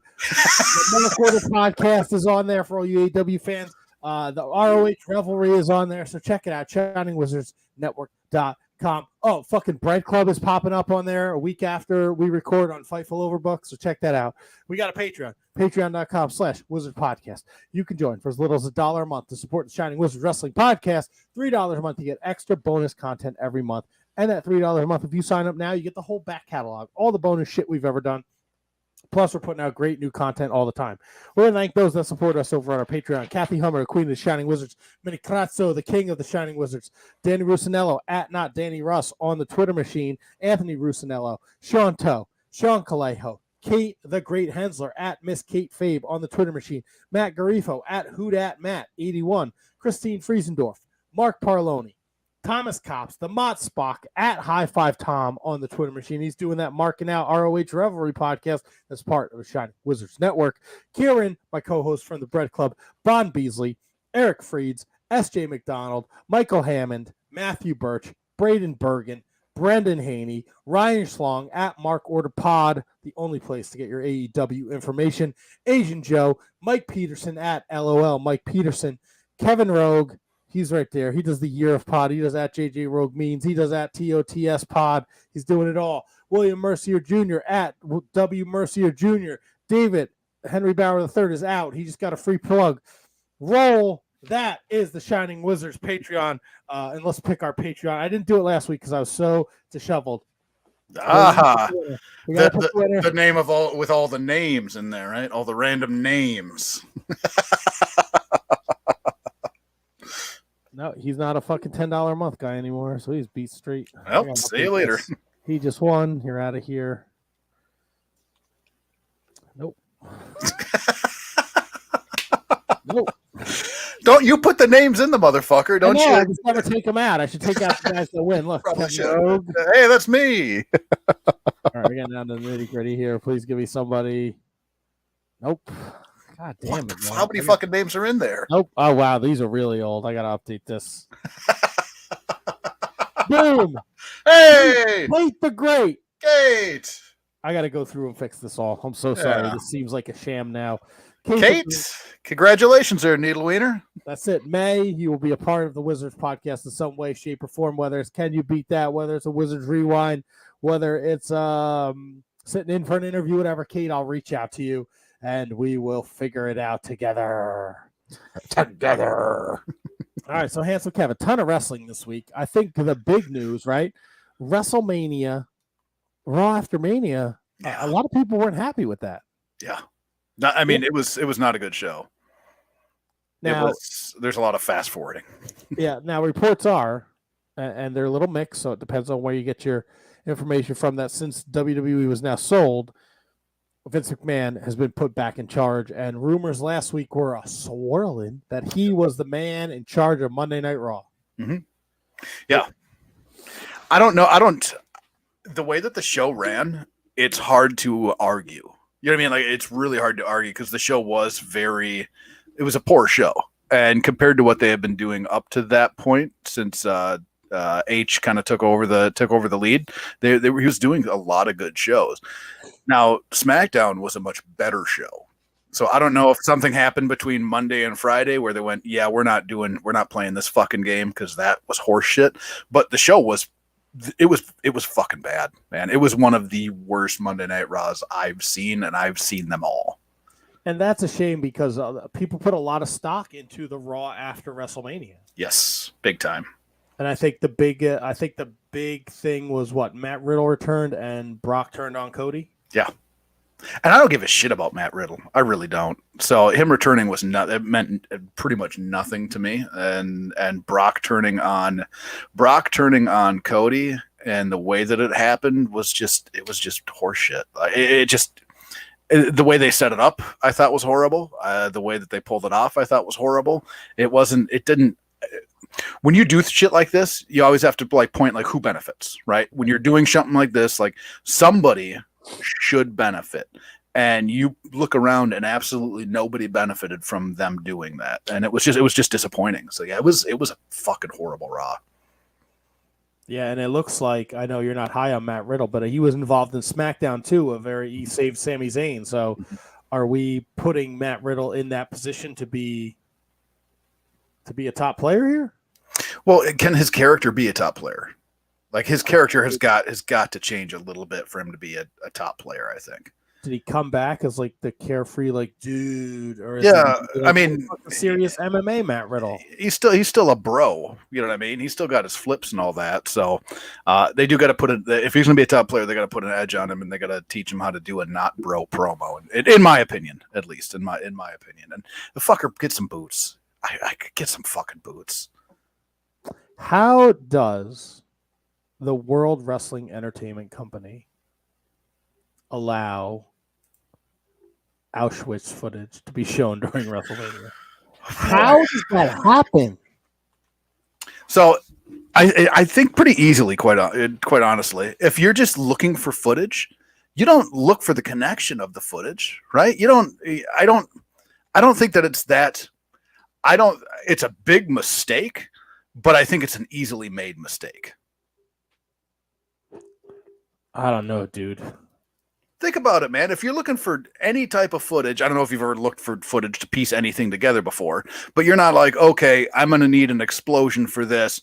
Track back, where'd the video come from? What was the explosion? All that shit. You don't do that, right? Dude, I am 41 years old. I have not opened a history book since I left high school. I would know if I stumbled upon footage of a fucking concentration camp, man. Okay. I can't argue that. That's on you, but I think it's an easily made mistake, man. I think it's very easy. It's tough, man. Like it's tough, but it's an easily made mistake. Oh, woof. Buzz, your girlfriend. Dude, how do you do that? Let me ask you, as someone who's constantly watching the WWE product, does the idea of another draft excite you? Not at all. Hate it. Hate it. Hate it. I've always hated it. I hate that there's a Raw roster and a SmackDown roster. I hate that there's two belts. I hate the whole fucking thing. I always have hated the whole fucking thing. So the draft, what sense? Like what sense? You, Matt, tell me what sense it makes to have a draft outside of splitting the roster, right? That's it, right? That's all it is. Split the roster. Where are you going with it? Like you have one night of, oh, now he's on SmackDown. Oh, what? He's on Raw now. They're all in the WWE. Who gives a fuck? I can't stand it. It's all for naught, right? Like they do Survivor Series brand supremacy. You get nothing.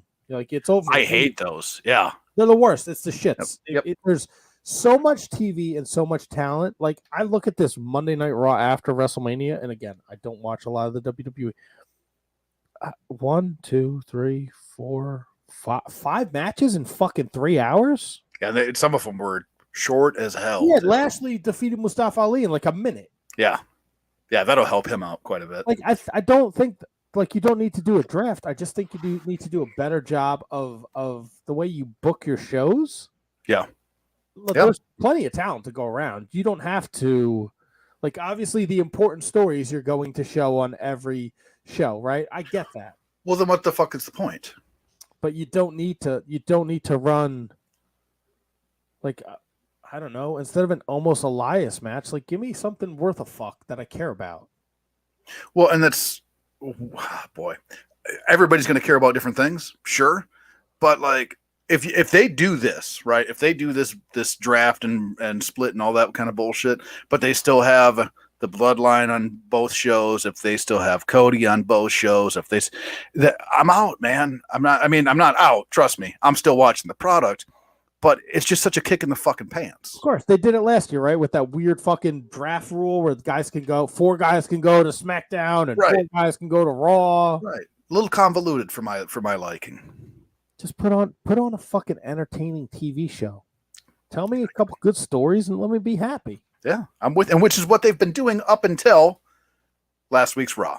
Yes, I saw a funny thing on Twitter today, and it was a video clip of a bunch of. It was titled "Triple H got the hood back into watching wrestling," and it's a bunch of African American men watching the end of WrestleMania, like so fucking into it. Like, you had the Cody side of the room, you had the Roman side, and then when the pin happens, the dude holding the phone loses his fucking mind in celebration. Yeah. And then, like, well, he's fucking Vince is back at it. Fuck, he's said like 70 fucking billion years old. How? Yeah, almost 80. And the funny thing is, like, didn't he do his I might be out of touch with the audience like 25 years ago, something like that? I don't know, man. I just want consistency, right? Yeah, it'd be nice. It'd be nice. And I thought there's a lot that Triple H has done well, but there's also a lot you question, like the Bray Wyatt stuff. I like the Bray Wyatt stuff. Yeah, but where are we with that? Like, what is going on? What's Bray Wyatt doing right now? I'm pretty sure he's injured, is he not? I haven't the fucking I'm slightest idea. pretty sure he's got some type of health thing going on. What they bring back Karrion Kross? Is he even a factor? For a little bit, it seemed like he was going to be, but nah, not so much now. Right, Bronson Reed's in fucking backstage segments. He was second in the Memorial Battle Royal, though. He put up a good fight. Now I know. Fucking Memorial Battle Royal. Stay with me. Fucking stay with me now. Don't leave me. Stay with me. I know you say, "Oh, it's the fucking Andre the Giant Memorial Battle Royal," but he put up a hell of a showing, and actually got you to believe that he might win it.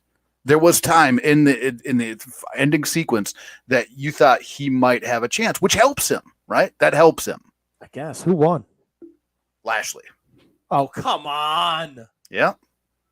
Bobby Lashley deserves better, even though I want to run away from him for a couple minutes. I'm not a Bobby Lashley guy, so I don't really care what the fuck they do with him. I'll tell you what, WrestleMania goes very heavyweight on my chest, handsome Kevin. Oh, yeah. And within 5 minutes Wednesday night, they took that heavyweight and they took it off my chest. They threw it in the river. I don't have to worry about Bob White. I don't have to worry about Jim Knife. I don't have to worry about Jay fucking Butterknife. Who the fuck is Jay Butterknife? It's the fucking WWE. They changed your name to make it fucking whatever. No, Jay White is all elite. Praise the Jesus. Hallelujah. Hallelujah. That gets you hard? That turns you? Jay White's my guy, dude. I love Jay White. Love Jay White. Okay. I think Jay White's a fucking superstar. Did you like how he debuted? I do. Well, not debuted, but you get what I'm saying. Yeah, it was huge, dude. It was huge. It was that post WrestleMania pop that we needed. Okay. Oh boy.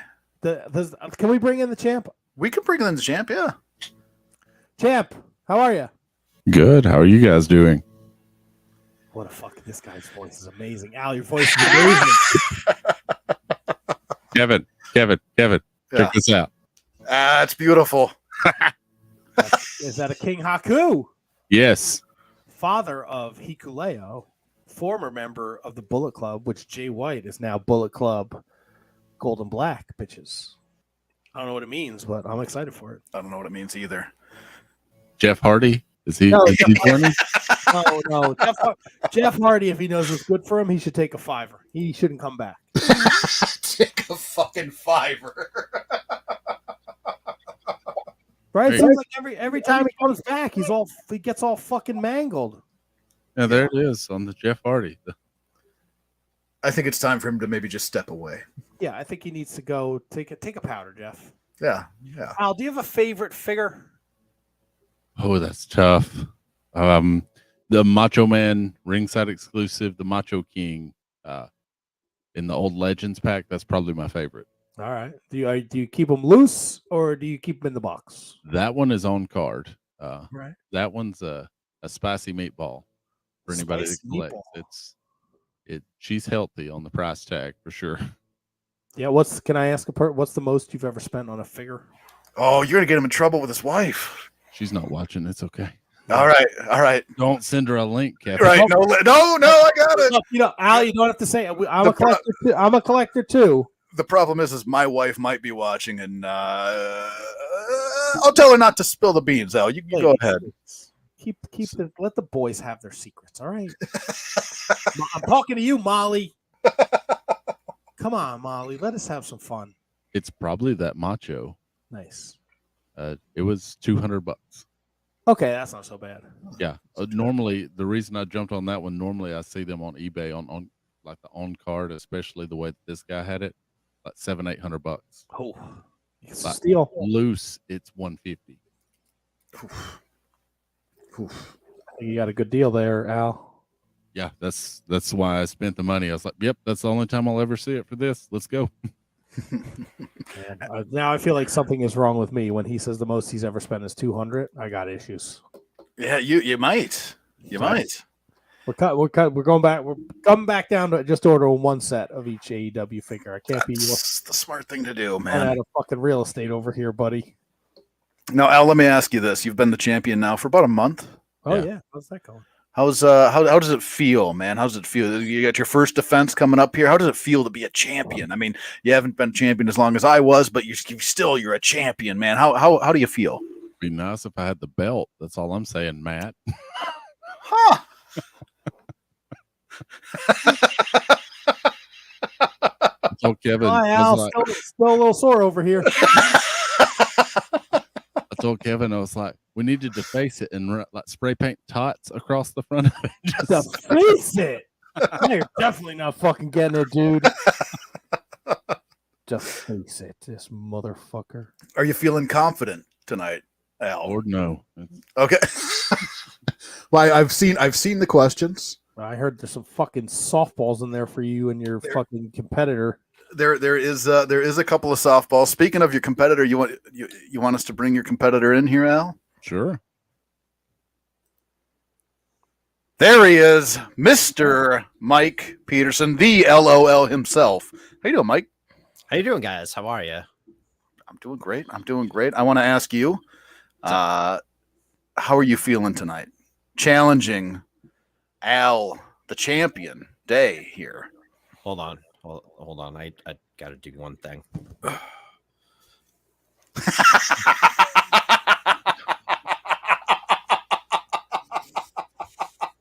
Look, if you guys aren't watching this, YouTube, I mean, shit's about to get real serious in here. He's got fucking prison bitch Mike now. I'm ready. Mike, do you do like your own podcast? No, I don't. Because Mike has like the best sounding equipment I've ever fucking heard. No, I did a lot of streaming at one point, but I never had my own podcast. No. You could tell Tony what you use, so his shit stops sucking dicks. He's not here to defend himself. Now, right, how do you, Hansel Kevin? I guess we didn't talk about this. So, Kevin is the game. You're the game master. Yes, this evening I'll be filling in as game master. So what do I do? I'm just going to take a powder. I think you hang out. It looks better with 4 on the screen, and if you could keep time for me, Matt, that would be much appreciated. Oh yeah, I could do that. Okay. Yeah, that'd be great. You fellas know the rules. Hope so. Champion. You're familiar? Okay. Yeah. Prison bitch Mike, you're familiar with the rules? Yeah. I've been to jail, yo. Been to jail. Yeah. Was it because you were drinking too much C4? Yeah, all the way, yo. Well, with that, we can probably just cut right into it, Matt. How are you feeling?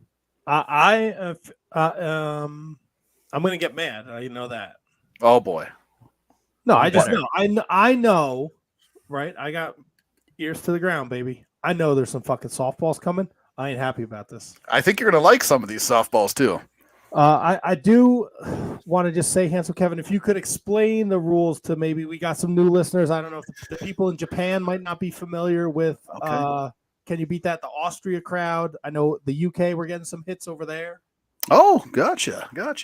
So we will start. There's 2 categories, and there is there is a tie-breaking question if we're all knotted up after 2.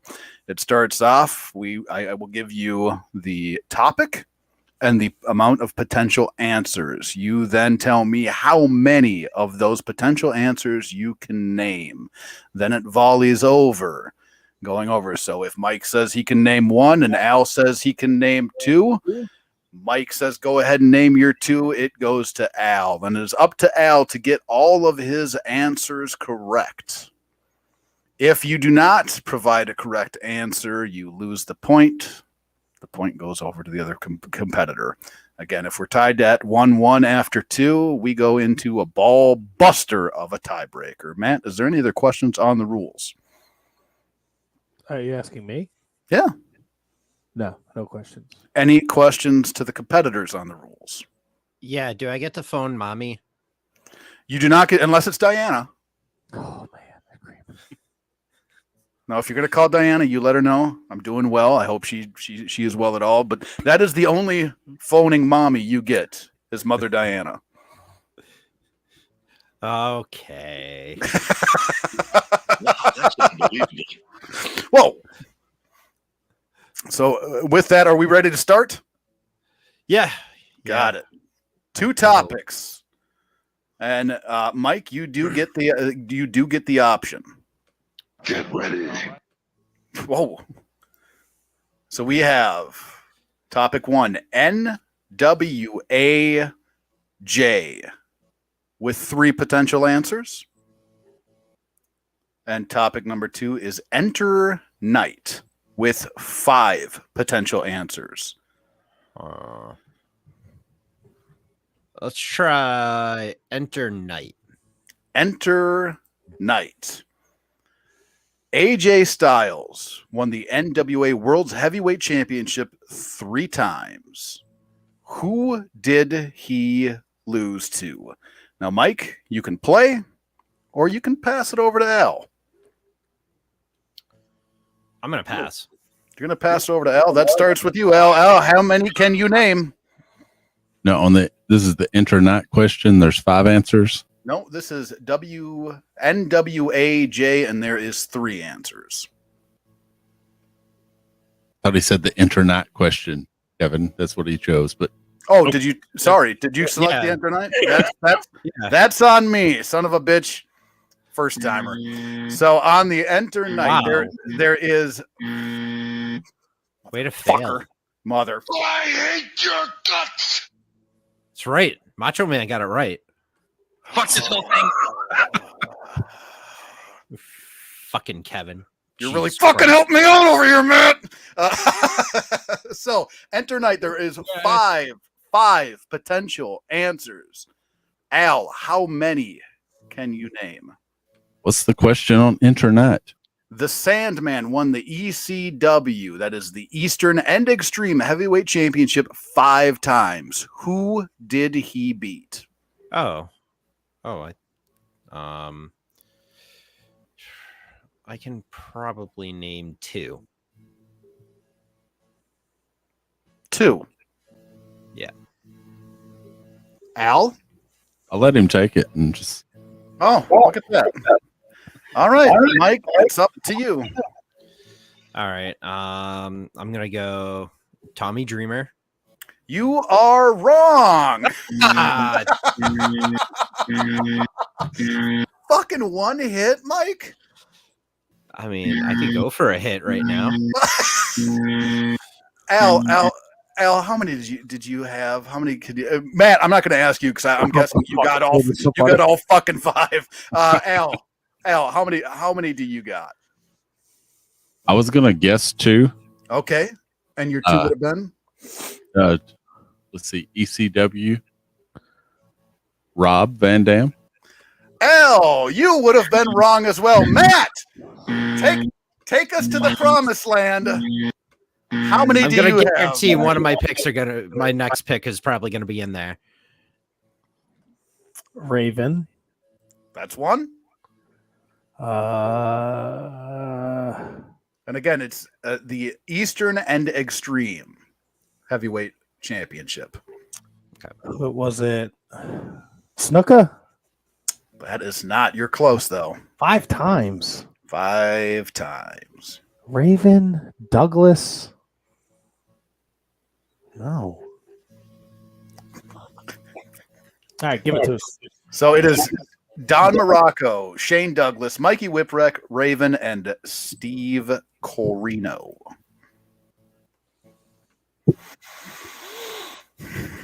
Yeah, not a good play. Not a good play, Mike. Not a good play. No. Yeah. Sorry, are you still feeling? Are you feeling confident, Mike? You still got the Jesus! coming up? Hey, I got the bandana on. Just gotta, do my thing. Yeah, do your thing, man. Do your thing. Like just like my father Eddie Guerrero would say, "Viva la raza." Oh, the Raza. Viva the Raza. Now, That's right. I hate to interrupt. Now, this is Al's up 1-0. Yes. Okay, this is for all the marbles. This AJ NWAJ. Now, Matt, remind me here because I am not. I mean, I'm not part of the committee here. Why do you think I am? Who does the play go to? Well, who started? Mike. Okay, Mike so started. Al gets the first shot at this question. Al gets the first shot. Got it. So, Al, it is NWAJ. There are 3 potential answers. AJ Styles won the NWA World's Heavyweight Championship 3 times.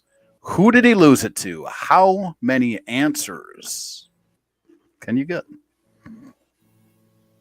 Go with 1. 1. Al can do 1. Prison bitch Mike, how many can you?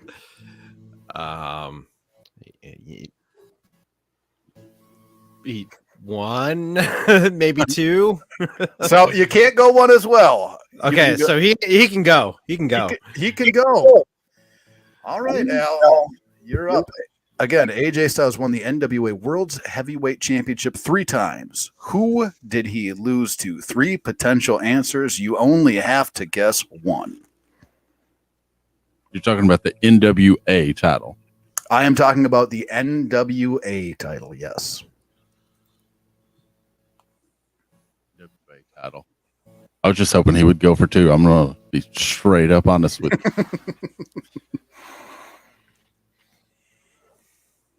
Hell with it. Cody. Oh, you are wrong. I thought that was as soft as they get. Man, Matt, do you have the answers on this one? You have to have I want to hear Mike's one. I would have said Jerry Lynn. Jerry Lynn would have been wrong. Matt, do you have all 3? This one I thought was the easiest of the questions. JEFF, JRRETT. You nailed it, Slapnut. I think Ron Killings is on that list. Hit it again, right. Slapnut.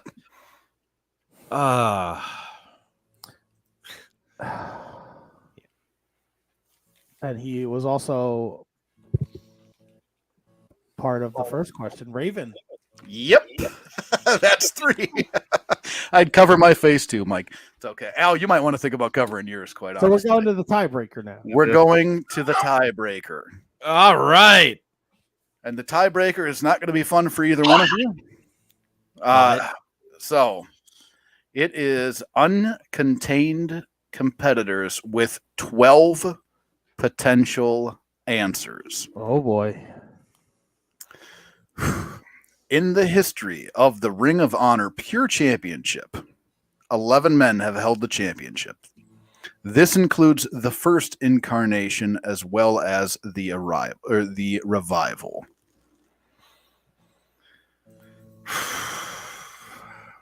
We'll start with Mike. Mike, how many can you name? I can name 5. 5. That's one hell of a tug. Al, Mike says he can name 5. What say you? You said there's 12 possible answers?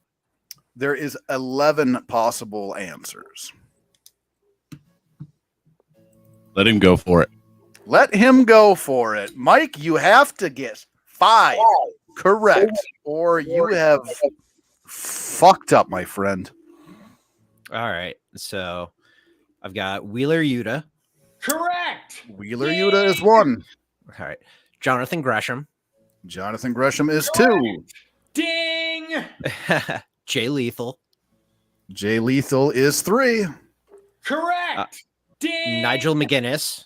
Nigel McGuinness is 4. 5 would be the winner to dethrone Al. Do you have the 5th one?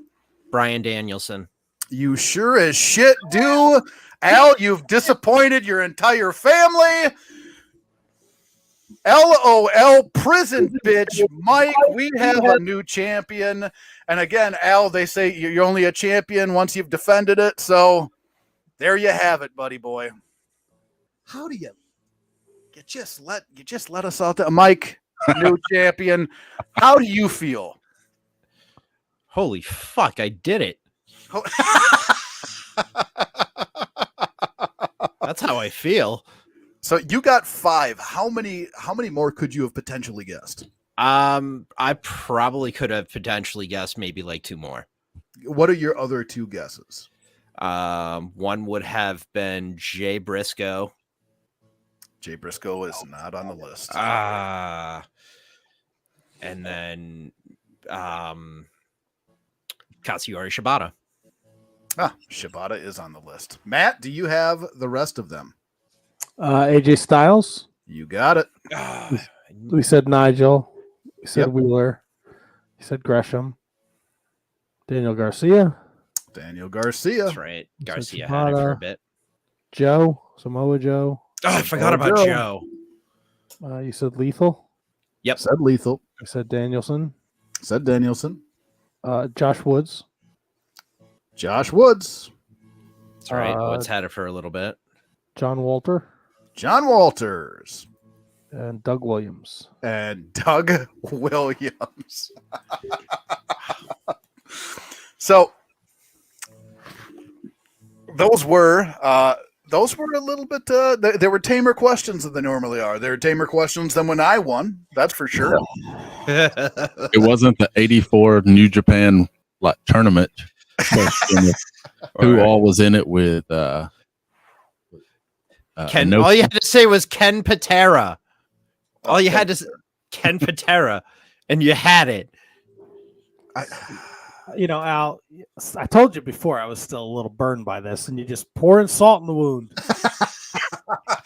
Now, I will say this to you, Matt. Al has been lighting it up, saying, I need my fucking title. Where's my belt? How come that bitch hasn't sent me my title? All that kind of stuff. So, and now here he is, first title defense, and he drops it. I'm not gonna lie to you. I don't really know Al. Yeah. Personally, we've had a couple exchanges on the show, and I listened to the TOTS pod. I don't think Al's that type of guy. I think you're just a shit stirrer, Kevin. No, I can. There's text exchanges where he. Oh, really? Oh, yeah. He fuck prison bitch, Matt. He can suck a chode. All this. I mean, he is something else, man.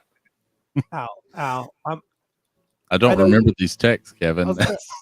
Oh, they're you there. fight your own battles, but I mean, this is how your friendship is. This piece What of with trash. Kevin?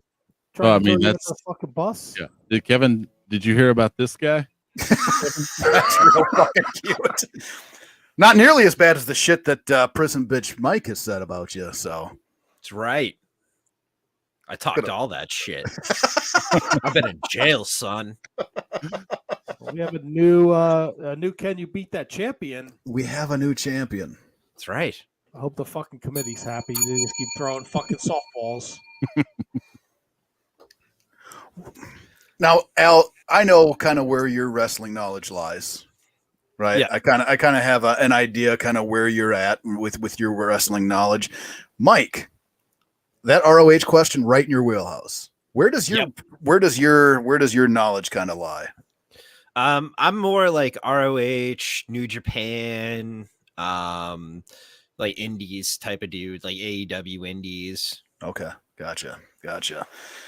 Man, and Al, you could have retained if you just said Double J, you slap nut. Yeah, no, that was the That's the thing. I thought about it and I was like, Cody, yeah, let's go. And I had 4 on the other one that I knew for sure, but it was like I don't know any more like definitive stuff. So it is. It's disappointing. It's disappointing. It's disappointing. We had a champion. Now we don't have a champion. I was like, we have a champion. We have a champion. We have a champion. Well, the tots had a champion. Now we don't have a champion. Good thing I didn't put that belt in the mail. You can just make up a championship. That's what you do. Oh, you are one real funny fucking guy, aren't you? Y'all just can make up a championship, can't you? Don't you ever try and impersonate this man's beautiful voice. You have no right. That's right. How the fuck did the screws get turned on me? This guy's down here. He's calling you a chode liquor and all this kind of stuff. And the Mike just nasty stuff, man. That's because you've never been to jail. He's got me First there. of all, Mike's in the Discord, and Mike always very thought out conversation, good funny guy. Don't expect that from Mike. Al, look at him. He's That's why it surprised me too. Yeah, he's a saint. Call me a chode isn't even in his fucking vocabulary. Oh, he uses all the time. That fucking Midwestern garbage that you've been spewing all over him. Poor guy's just trying to make a living, and you're fucking just texting him CHOD. Guy's out there working in the sun. He looks, he has fucking 15 text messages. You just thinking it's something important. Well, I mean, you're probably not far off. Fucking no driveway, and you're fucking He's got a fucking driveway again. Done with that driveway sympathy. Yeah, I do need to know the weather for this weekend, though, Matt. In the area. We're by Huntsville, right? Yeah. The Lake Gunnersville area. We're supposed to go camping this weekend with the boys, so it'd be nice if it was decent weather. I would bring some kind of rainwear just to be safe. Friday, Saturday, Sunday looks like about 40% chance of rain. Right, and Sunday's going to get cool. I don't know what cool is to you down there, but 65 is a high, 50 is a low. But Friday, Saturday, warm, 74, 80 with a low of 55. Nice. Horrible. Yeah, man. Too much heat. Too much. 80 degrees is not fucking too much. Oh, it's way too fucking much. There's still snow on the ground outside. Sounds like a fucking you problem. I didn't tell you to live on a fucking lake next to Canada, dipshit. Sir, there are about 20,000 of those lakes. Thank you, Mike. Don't act like it's not avoidable. Move south. I don't know what the fuck to tell you. Why? So I could live next to the not champion? I thought you guys Move were it next friends. to Stonehenge? No, you. Oh, you're going to do that route with it? Well, it's been nice having you, Al. You've been a real great Mr. One and Done. It's okay. You too, Mike. It's been nice. And how are you? Wow. Yeah, you just kicked it. Well, Mike left. I didn't even. Mike left. Yeah, fucking what the fuck? No. No. Mike, you weren't supposed to leave. Where is this fuck? What the fuck is he doing? He wasn't supposed to You leave. fucking booted him, dickhead. I didn't boot him. It was. See, Al's right back. Al's right there. You were mean to him. Where the fuck you go? Well, I got him. Adam, I'm not touching shit. I thought we were like done for. I was like, wow, that's a way to go out. No, Then I saw Al got brought back, and I was like, oh shit, I probably should come back now. No, you are the new. So Al, successful reign. A month is nothing to sneeze at. You beat me, which is more than anyone in this panel can say. That's fair. I beat a true champion. How was your time at the top of the mountain? It was glorious. Just a lot of good things. It'd been nice to take the belt on tour. I told Kevin, had I been able to get off work on time today, I would have bought one of the belts and just spray painted a tots over that. But I had some lovely needy customers today, so it is what it is. Well, hindsight's 20/20 because you saved yourself a fucking wasted money on a belt that you were gonna lose. I would have still spray painted tots on it just for. Fair enough. Mike, brand new. Can you beat that champion? Shining Wizards fan for a long time. What does it mean to now represent the Wizards as the Can you beat that champion? I can't wait to be the Orange Cassidy of champions. It's gonna be a good time. My reign will hopefully be more than one challenge. I hope. I'm just gonna sit there, with my belt and just be like, shuck a ducky quack quack suckers is mine. Shucky ducky. Are you worried about what the committee? Matthew Birch, I appreciate the kind words. I really do. You know what? Al's a nice guy. I'm not like Handsome Kevin. I'm not gonna fucking throw him under the bus. All right, Al had valiant effort, and he beat me. It's more than anyone on any of these fucking things can say outside of Shining Wizards, Kevin. Garifa. All right. So Al gets his day in the sun, and now Mike is the champion. Mike, your contact with the committee. Who would that be? Who would that have been? Now, Mike, think about this. Think about this. You don't have to answer. I'm just letting you know they will be probably reaching out to you. Now, I, as a former champion, let's get rid of this fucking hump since he's a fucking. he's part of this conspiracy with this fucking bullshit committee, right? I don't even know who reached out to Al. All right, as a former champion, you have to be stern with them. You decide. Don't let them give you a date. You find a Monday in May where you're available. You tell them. Oh, I'm going to defend my championship, and just watch out, Mike. All right, they always have a hand-picked champion. The committee. They brought in fucking Handsome Kevin, right, on some technicality, some bullshit. They bring out. They don't even give. You're not. You can't. No one can hear you, stupid. They didn't even give Christian Rocco a fair shake, and now I hear the champ's back in town. Former champ. He's available now since the Monster Factory show is over. I'm just saying, watch your back, Mike. I really look forward to watching you defend this title next month against whomever, whenever.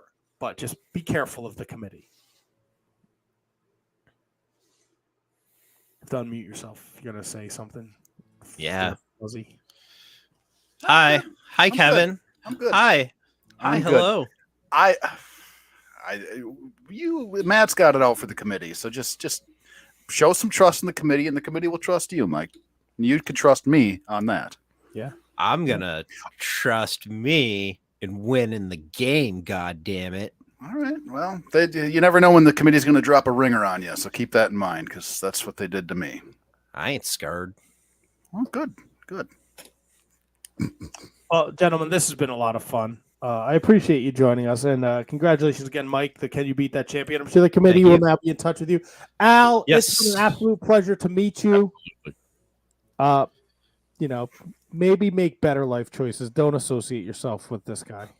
Yeah, we need to have Matt on because the Tots episode would be a lot of fun. Just good 2 hours of just busting Kevin's balls. It's my favorite. Gotta have him to bust him. My balls, not my nut. Careful, he's been to prison. All right, that's what I'm saying. Right. I've been to prison. Where have you been? Except for the old snip. Well, I'm not sending you the belt either, Mike. Just a heads up. Oh, I really don't care. I'll make a cardboard one. All right. You can. Until I get my deposit back from the committee, this belt stays with me. Don't fucking laugh up there. I paid good money for this fucking hunk of shit that's fucking taking up space in my toy room. I mean, if it's taking up space, you could alleviate yourself a little bit, then create some. Doesn't matter, buddy. I didn't even have a chance to show off my final form. What do you got, a fucking gi? What's wrong with you? Well, you gotta have your Cabana Rama. You gotta have your Cabana Rama ready, just in case, till it's fucking game time, and you're like, "Fuck this! I'm ready. I'm going." You are fucking way late to the party with this, dude. Look like you're gonna get your tongue frozen to a pole. That's probably how you should have been rocking it. You know, that you should have looked at when you came in to the game. You know, no, because you got to build up to it, Matt. Yeah, You got to build up to it. Fucking character from Star Wars. You're gonna Fuck yeah. Well, yes, that's the point. Is it? Ugh. God damn it! Exactly. It's my own. This is my own fault. This is what I wanted. Good. And it turned out to be the best night of trivia ever. I mean, look. Can I you think, can you to be beat honest- that? I don't think so. To be honest, I think Mike did like. I'd have to go back and listen, but he answered like. It wasn't like a let the other guy beat themselves. He actually answered the question. He did answer. Yeah. So that's impressive. I give him his kudos. Am I being too nice, Matthew Birch? You know what? I lobby for Matthew Birch to be the next challenger of the Can You Beat That Championship. Matthew Birch. Matthew Birch. You've been shitting on the committee for months, and now you think they're gonna lobby and that. Oh, here comes Double R. Matthew Birch Hey, Roman. God damn it, Roman. You know.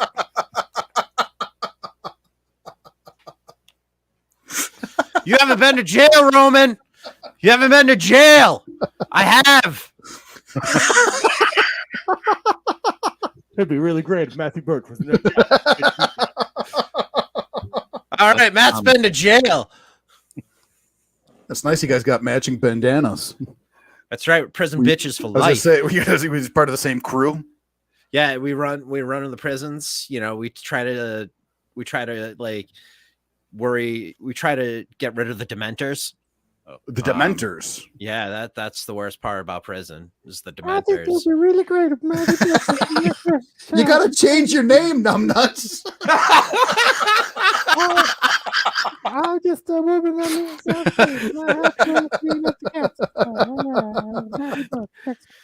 Is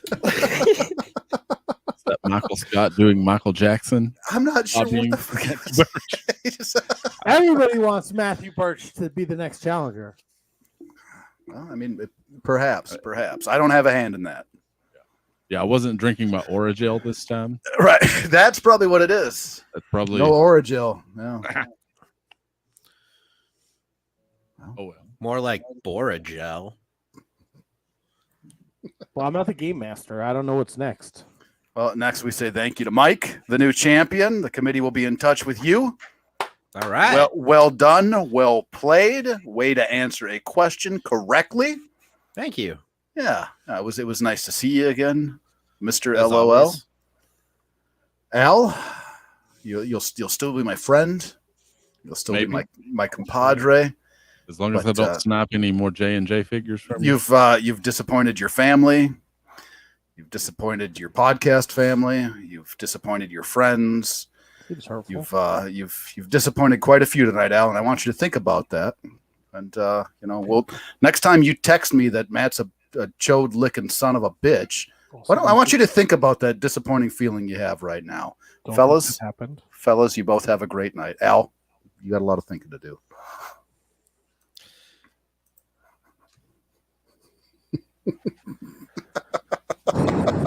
Wow. All right. There it was. I don't like you. You're so mean to Al. Hey, Al is one of the best guys out there. He is a great friend. He is a wonderful human being. If I can get a shot in on him every now and again, that's what I'll do. And whoa. And my wife just chimed in. I saw. Good thing she didn't. She missed it. She missed Molly, it. Molly, let the boys have fun. That's all. That's all we said. Molly, let the boys have some fun. None of this powder room talk when you go back and listen to this episode. Al's significant other. Okay, you just leave it alone. You didn't hear anything. Yeah, I ain't editing shit, Al. Sorry. So it's in there. It's out there in the universe forever. Yeah, it should be. Back to the Switchblade. I am beyond excited about Jay White and AEW. Okay. What is it about? Because you're much more familiar with Jay White than I am. I've caught some of the stuff here and there, but I'm not I'm not emotionally invested in him or his character or anything like that. What is it about him in AEW that excites you? Because I'm concerned. I think so. I did the Bread Club this afternoon with Kieran, and they're clearly gonna tell a Bullet Club story. Okay, he's already throwing up they're doing old school Bullet Club guns. They're not doing two sweets. They're doing Bullet Club guns. He's obviously in cahoots with Juice Robinson, so that would be the Bullet Club connection in AEW. We have Chris Bay and Ace Austin in Impact. Bullet Club Japan just threw ELP out of the group. Okay. El Phantasma, so I don't know where he would play in. There's a lot of history in AEW with the Bullet Club, Kenny Omega, Adam Cole. They could go a lot of different ways. Now, obviously, there's a lot of people at the top of the card. There's a lot of heavy hitters up there. So there is concern. Is he the next Keith Lee, right? Keith Lee kind of fucking was here and gone, and now he's going to challenge Jericho this week out of nowhere. Miro. Yeah. There's a long list of forgotten names. I want to let it play out, but I'm very excited. I was really worried that if he ended up in the WWE, he would go the route of a Karrion Kross or a Bray Wyatt. I don't think the WWE fan base would be as excited as AEW is for Jay White. Yeah, I can see that because it's a more kind of a hardcore pro wrestling. You know what I mean? Fan base. They appeal to their demographic is what their demographic is. Where WWE kind of has a wider demographic. But does it, obviously with the Bullet Club and all this stuff, are they going to be playing out anything tied into the Elite and all that kind of stuff? Because if they end up going there, didn't we kind of see them do this a couple times now where it's the Elite versus faction A, faction B? Doesn't it get to be a story that we've, a different chapter, same story? I think there's a different level with the Bullet Club, right? Because the Bullet Club is the Young Bucks and Prince Devitt and Bad Luck Fale and Tama Tonga, right? That's their baby. And then through the evolution of the Bullet Club in New Japan, you've seen different leaders. Jay White and Kenny Omega can both stake claim to that. Right? Kenny left, Jay took over. Jay sold out Madison Square Garden, and this is what he's gonna do. This is Jay White's a shit bird of a heel. Yeah. And I think there's a little more depth there. Now, I don't know how they get around Jay White is not allowed to wrestle in Japan or in a New Japan ring again. Why is that going to be an issue? Well, he lost a match to. Well, we have Forbidden Door coming up, and they're New Japan's starting to do more things in the States. Mm-hmm. So it's only a matter of time. I think it's only a matter of time before there is some kind of crossover there. Okay. So you think not being able to wrestle in New Japan is going to be an issue? Depending, it's one of those things, right? That's the stipulation that he agreed to, right? When he lost Eddie Kingston, he would never wrestle in New Japan again. When he lost to Hikuleo, he would leave Japan. Yeah. So I don't know how they would get around something like that. And I'm thinking a thousand steps ahead. If you're looking right in front of me, I'm excited. Jay White, Ricky Starks excites me. Okay. Because I think Jay White's capable of working with anybody, and I think Jay White has great matches. He tells great stories in the ring. Yeah, the limited amount I've seen of Jay White, I've enjoyed I know it was at Wrestle Kingdom. I got a little bit annoyed at him continuously yelling at the other performer that he's a fucking coward, and then continuously beating him up as he's yelling, "You're a fucking coward." That didn't, you know what I mean? Like that part of it kind of lost me, but I don't dislike Jay White at all. But it's at this point, it's hard for me to get excited about anything new coming into AEW. You know what I mean? And I think that's fair. I'm happy he's under the AEW banner, but again, where Is he gonna instantly become a main player, or does he get lost in the shuffle? Is he the guy who's on fucking Rampage every Friday night? Because I got news for you. I'm still not gonna watch. I'm sorry. I love Jay White, but I am not going to tune in every Friday night to see if Jay White's on Rampage. Like the Rampage that Kevin read, like, with all due respect, this sounds like shit. Yeah, I didn't watch it. You know, and I know they double dipped with the Battle of the Belts, and I'm sure the Battle of the Belts was great, but like Rampage is never on my radar. I think I watched the last Battle of the Belts because it was the night before we left for our cruise, and we were in Florida, and we weren't going, like, it was a Friday night, we weren't going out. So Matthew Birch says they can always just throw the stipulation out the window and everyone will be okay with it. I'm sure Jay White will have a match in New Japan within the calendar year. Maybe. Yeah. But I don't know if that's, you know, is that something Jay White wants to do? He was so... Japan was part of him. Being in New Japan was a huge part of him. He lived there for many years. So, like, to go out the way he did, I think he's going to let that simmer. There needs to be a reason for him to come back to Japan. Right. You know, and maybe that reason's there with the David Finlay story that they have in place. Maybe that reason's there with Kenny Omega. Mm-hmm. Do you feel, because you watch Dynamite every week? I try. I'm not gonna lie. I try to watch every week. Right. But do you think that it would benefit their television program to take a step back away from the JAS? It dominates so much of their programming, and it's, quite honestly, it's not that enjoyable to me. The JAS never has been super enjoyable, but it dominates their programming. Well, I think that's. I'm sorry to cut you off, Kevin. I think that's what Jericho's done since day one. With the same thing with the Inner Circle. Yeah, like all of it with him. Yeah, it's you know, and look, you know, is it if Santana doesn't get hurt, right? Is it a different story because we've elevated Santana and Ortiz as a tag team? Maybe they're the ones that feud with FTR, which I'm sure would be a lot more exciting than the Guns. Even though the Guns, they serve their purpose, they do a good job. They're a shit team, shit heel team. But yeah, it's like the Inner Circle goes and goes and goes and goes, and then we get this new JS, and now it's like the story, like they're trying to recruit the Acclaim. Jake Hager's never wrestling. He's always talking about his stupid fucking hat. Daniel Garcia, is he in? Is he out? Is he a wrestler? Is he a sports entertainer? Is he AEW? Is he ROH? Like, I don't know, man. Like, I get it, but I think I think AEW's in a position where they should always be trying to get new fans, but I think that the Jericho is maybe, I think we need a break from it. But that's just always been it. That's been his whole career in AEW. Yeah, and that's where, like, in my mind, I'm going, boy, you step away from the faction stuff. Like, his attachment to the factions dominates so much of their programming, where it's just not enjoyable to watch anymore. You see the Mark Order Pod chimes in here. We watch Dynamite every week, and yeah, JAS has to die at this point.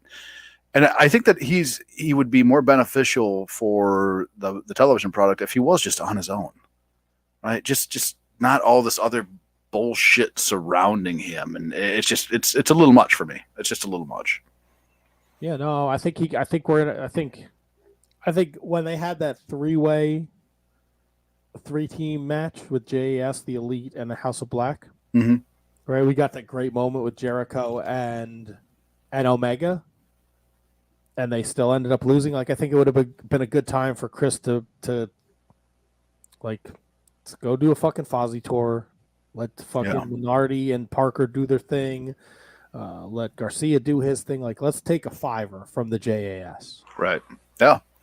And the JS is not even like in like the faction itself, the Jericho Appreciation Society. That's the best we can do. It sucks, man. It sucks. I think it's run its course. I think that's the problem. Yeah. I'm with you. But in that, if we can get the JAS to take a break, like you said, take a powder, and you can give me a little bit of little Jay White Bullet Club, I'm intrigued by. right? If that's a shift that we can see happen, that would be something I'd be interested in watching. Yeah, it'll be, and I think the Mark Ryan over there doing the Mark Order socials. Let me pull this up. He said the big issue is the factions do a good job of elevating talent, but then they just let it linger too long. It's okay to end it, and they don't seem to know when to do that. And I think that's a great point. How many factions? Because it's what, the Inner Circle? Oh, it's Ant Money. I'm sorry, Ant. Nice to see you, Ant. Hey, Ant. Inner Circle and then JAS, right? Yes. That's what. Okay, and that's the company's been around for how many years now? 4 years, right? We're coming up on 4. 2019. Okay. So two. I mean, main event playing factions in 4 years. And you look at like other like really like long term. I mean, DX, obviously 4 Horsemen, obviously, like long sustained factions is a good thing. But when they have so many factions on their show, it waters, I think, all of them down a little bit too. I think that's one of the problems that they run into. It's enough for me. I don't see. I watch a lot of. I like New Japan, obviously, and they're faction heavy, but it's not. It's not the story at the forefront. Okay. Right. They wait to use that. So Okada's in Chaos, but he will never have a singles match where other members from Chaos are there to support him. Okay. Right. He flies the Chaos flag when they do the 6-man and the 8-man on the proverbial house shows in Japan. Like he's teaming with his Chaos stablemates, but it's never at the forefront. It's never. Not never. It's just not it's not a crutch that they use. It's there and they use it when it's necessary, but it's never not like, oh, this guy's on his own. They always have a home base. It's just not. It's not like the JAS against, the House of Black. Gotcha. That makes sense. It's very hard. My brain. It sounds right, but I feel like I'm having a hard time explaining it. Yeah. I think I kind of follow you. I think so. When it makes sense, we're gonna use the factions in the stories. Mm-hmm. But if the factions don't have any part in it, we're gonna let it fly. So like they use the factions were a huge part in the Sonata story, right? He's in Lij. He's not happy. He can't find himself. Taichi breaks off from Suzuki-gun. They disband Suzuki-gun. Taichi starts his own group, just 4 guys. Taichi has a very long history with Sonata. Okay. He takes Sonata under. He takes him. Join our group. You'll be much happier. You'll be better. He joins just 5 guys after he beats Taichi. He is rejuvenated. He is happy. He's a completely different character. And there's still the resentment with Lij. So that works in the story they're telling on New Japan. Gotcha. But again, there's the Bullet Club over there. There's Chaos. There's TMDK. There's the United Empire. They're all factions in New Japan Pro Wrestling. Yeah, and obviously I'm not as tied to, and I'm trying to be a little bit more aware, I guess, New Japan aware. I'm trying to dip my toe a little bit more and more as we go along here. But that's one thing that did stick out to me pretty quickly was the amount of factions that were around. And now obviously Bullet Club has been around for many, many years, 10 years.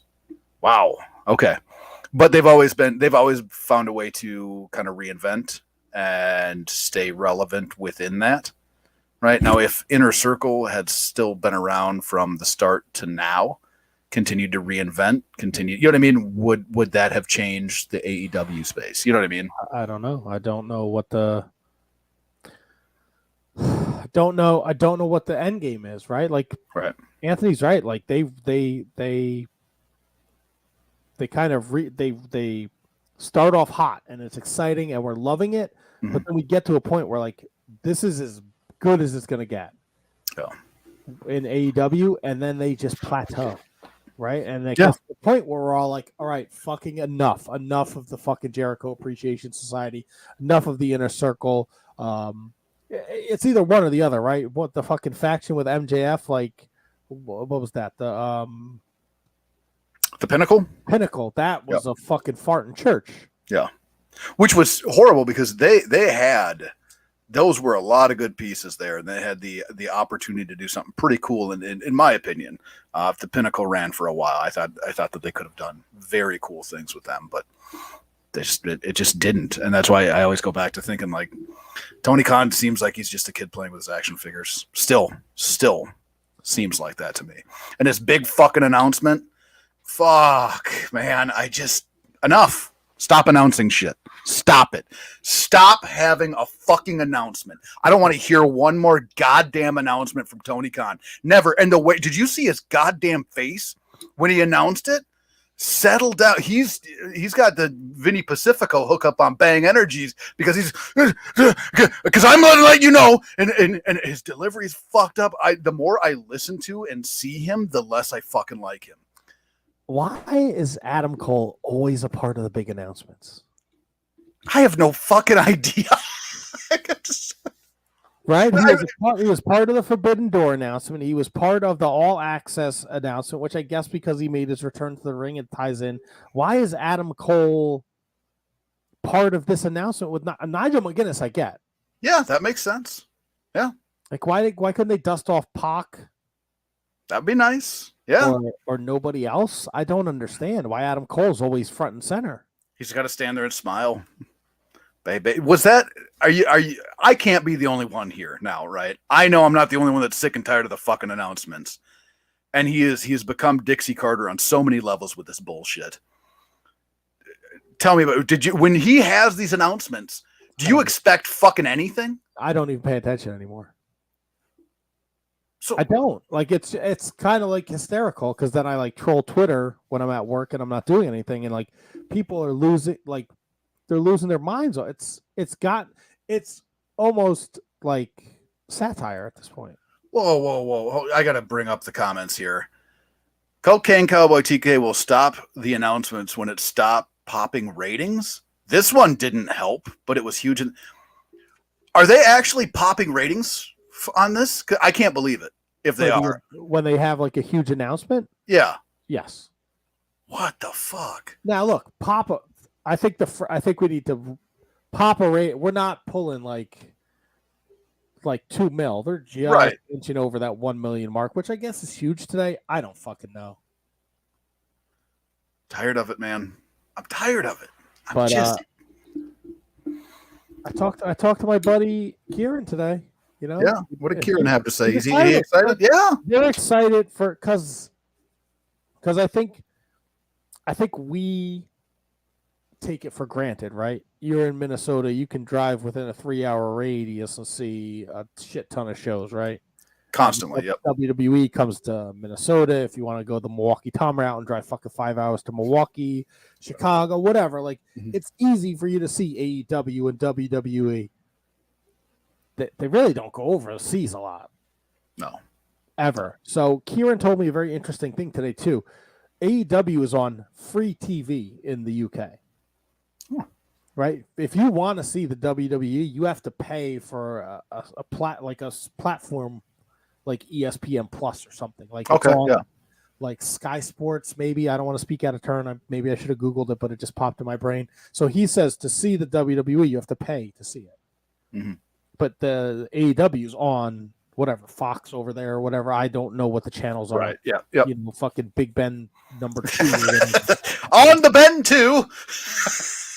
So it's a huge deal, but he was concerned, Kieran was, and you could listen to our latest episode of the Bread Club dropping on Fightful Overbook this week. Wembley Stadium's a big fucking stadium. It holds 90,000 plus. Yeah. If Kieran thinks 60,000 is the goal, if you put 30,000 in there, it's not going to look good.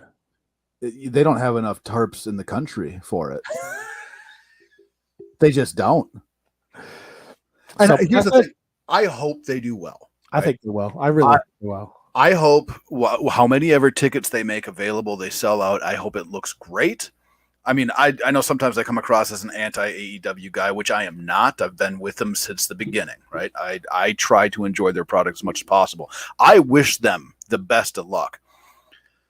But like you said, if they put 30 in there, good fucking luck, because it's going to look like shit. right? And I don't know how it's even going to sound inside the, you know what I mean, like inside the acoustics wise, because sometimes in those bigger arenas that are built for 90, and you put 30 in there, it's going to sound like you have 10. You know what I mean? Yeah, no, absolutely. Kieran, and I hate to steal his thunder, but Kieran had we had a great talk. We're obviously New Japan Pro Wrestling podcast. So Kenny Omega's your U.S. champion. They're doing a run where they are going to decide his next challenger, and they've picked the last 4 U.S. champions. Yeah, without Sonata because he's the world champion. So it's Tanahashi Ospreay in May in California. And then Sunday in Philadelphia, it's Archer Juice Robinson. Oh. There's a lot of history with these guys. But I think everybody thinks the assumption is the poster that they put out is very much looks like a Forbidden Door poster. Okay. So the idea is you will get Ospreay Omega 2 at Forbidden Door. So we got Ospreay Omega 1 in Japan. Mm-hmm. They both claim that's their second home. Yep. Forbidden Door is in Canada. That's Kenny's home. Mm-hmm. Number 2. You want to sell out Wembley Stadium? Let's go to Will's home. Right. In the UK and run number 3. I said you put that on top. That's gonna the people are gonna want the people in the UK will come out for that. It will be helpful. It will be helpful. And I don't know if it's true. I didn't do any sleuthing, and that's on me. But I did hear McIntyre's contract is up in July. It is. Yep. Yeah, they're not even close from what I've read. They're not even close. TK's got that money. They're gonna have to pull. Don't be surprised if he fucking signs Goldberg for a one-time deal to come in at this fucking show. Like he's gonna have to pull some strings to get people in these seats. Yeah, absolutely. And I don't know if I necessarily would like to see McIntyre in AEW, but at the same time, he's got some major players as it is. If Miro comes back, right, that's going to be a player you're going to want on that show. Double J. I know people don't like him. Sorry, everybody in wrestling. He's a big deal. Mark Order Podcast just said Saraya versus Hayter, right? They can put some pieces together, but they're also going to have a good variety. They're going to have to look at it as almost like a WrestleMania style show because of the amount because they have to have a giant variety to draw all that people. And I don't know what the population is over there. I mean, I'm sure there's enough people, but there's a lot of people going to be coming in from all over. I do like your Ospreay Omega. That'd be a hell of a time. Yeah, no, I mean he's gonna have to pull all the punches. Yeah. Grab them all. Moxley, Jericho, Danielson, everyone's got a Sting. Yeah, Sting. Sting, Darby, Max. They have to. Punk. Yes, thank you, Matt. Thank you. That's it. You put if you can't pull Ospreay Omega, the Elite versus FTR and Punk. Yeah. Yep. Yeah, I don't care what people think about Punk. His name still carries. His work still works. It's. Yeah, I said it last week. I'm over it. I really don't give a shit, but I'm not an idiot. I know I know people will fucking drop their panties in a heartbeat for it. Oh, my panties be on the floor. And I thought I saw somewhere that this All In is not replacing All Out. I think they're running All Out the week before. What do you mean? They're going to go All In then All Out? Back to back? I think that's the plan. I could be wrong, but I thought I saw someone tweeted at Anthony Bowens and asked him if that means there won't be an All Out, and he may have said that it was no All Out still happening. It's the week before. If they run back to back pay-per-views, that is horrible. That's a miserable idea. Oh, here it goes. Mark Order chimes in. They did not specifically say it was a PPV. Now, if they run them back to back and they sell me, here's 20, here's $20, here's $20. Yeah, I'll buy them both. That's fine. But if they're gonna do it where it's just back to back weeks, that'd be miserable. Sorry. No worries. I thought my mic has been very finicky, shotsy. Yeah. So yeah. Bowens wrote to a fan asking about the possible replacement. This is all in. The following week is all out.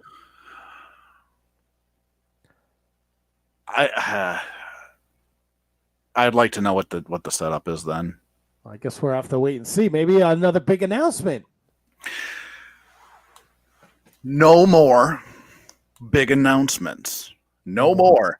No more. Even with this, oh man, you get me all riled up on these fucking announcements. Even with this last one, this would have been a nice fucking web exclusive, right? This would have been a nice. It's not. Don't jazz me up for a big announcement and then go, "We're having a show." We expect you to have a fucking show. Well, the people in the UK were excited, buddy. I'm sure they're excited. Good for them. They don't get nothing. They don't get nothing over there but clocks and no dentists. I think they got other things. They got other stuff over there. Like what? Fish and chips. They got fish and chips. They got Royal Guards. They got all kinds of stuff. They got a lot of history, right? Royal Guards suck a dong. No, I wouldn't know that, but this announcement thing is not a TV segment, man. Just make it a nice little. It's a nice Twitter announcement, right? Put it out on your website. Don't give me a big fucking. This is going to be a huge announcement. It's not, because for me, it's not. Do you have any interest in the Impact pay-per-view this weekend? I would. How do I put this? You're going to put it some way. Do it. I've fallen off so far of the Impact wagon. Like it's not even I like people that are there. Right? I'll take time to watch Jordynne Grace matches. I think she's great. Yep. I think Josh Alexander is fantastic. I love Tommy Dreamer. So anything Tommy Dreamer does, I will seek out to find. But as far as the product in itself, I have not followed it very much for years. Is there anything fucking awesome coming up on this Impact action? Unfortunately for Impact, they got hit with the injury bug. Well, I know Alexander went down. He's hurt, and Mickey James is in question. Okay. So the main event for your Impact Rebellion pay-per-view will be Kushida against Steve Macklin for the vacant Impact World Championship. Does nothing for me. Steve Macklin has been unbelievable on Impact. Okay. I know it does. I say this all. It drives me crazy. The problem with Impact Wrestling for me is it's so fucking hard to find. Now I don't have access. You have access, right? It's on access. Oh yeah, I got access. I don't know if it's still on. No, it is still on access. Yeah. Thursday night at 8:00. Yep. I think it's arguably one of the best TV shows, wrestling TV shows. Get the fuck out of town. I think they do such a good job with the storytelling. And look, some of it is fucking, sports entertainment goofy.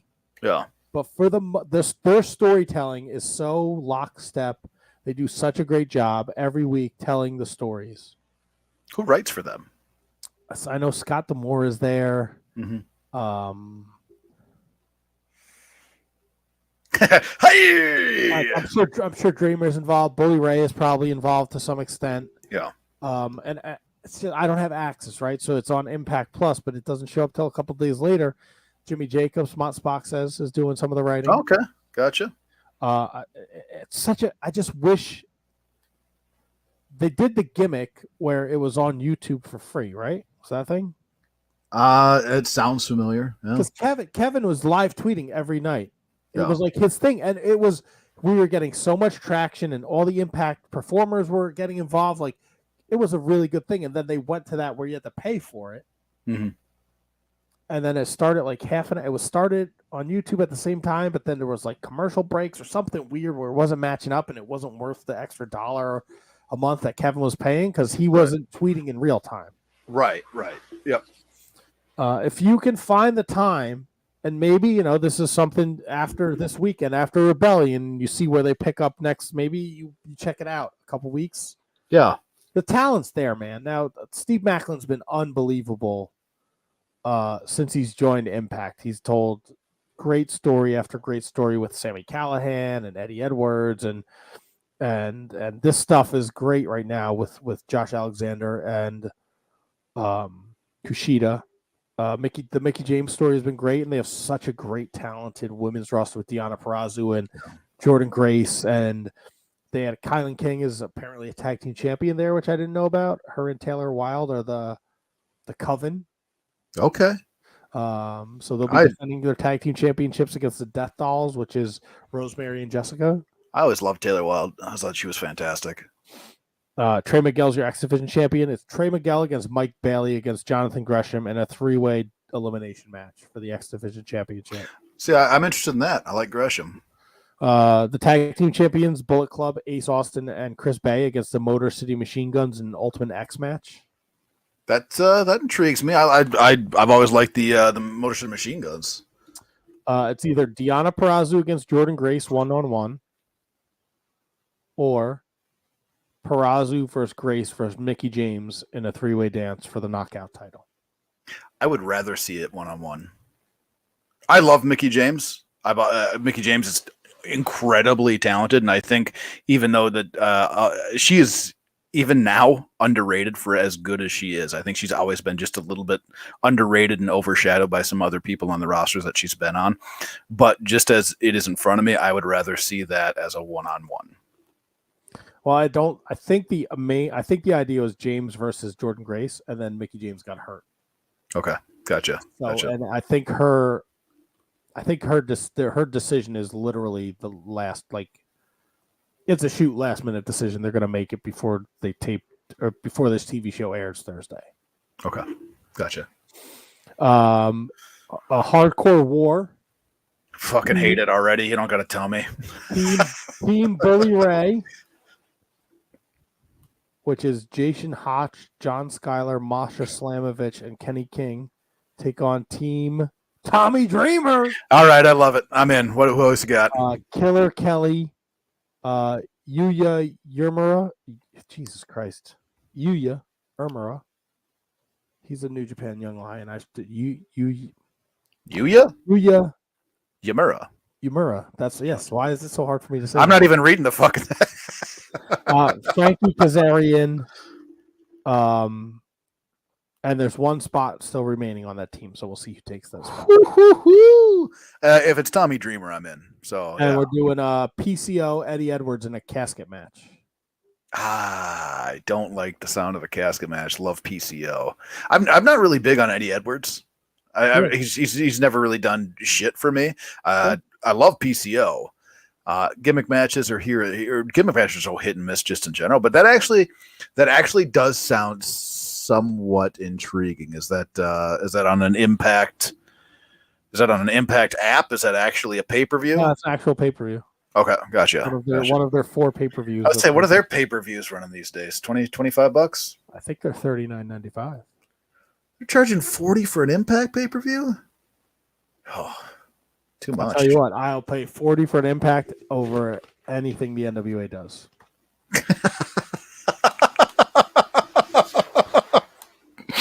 Just saying. Yeah. I mean, to eat his bone, right? I guess so. You know what else we didn't mention in AEW World? FTR. They beat the Guns. They're re-signed. They're not going anywhere. Yeah. How do you feel about that? How do I feel about it? Yes. Them beating the Guns? And yeah, them beating the Guns, re-signing AEW the whole run.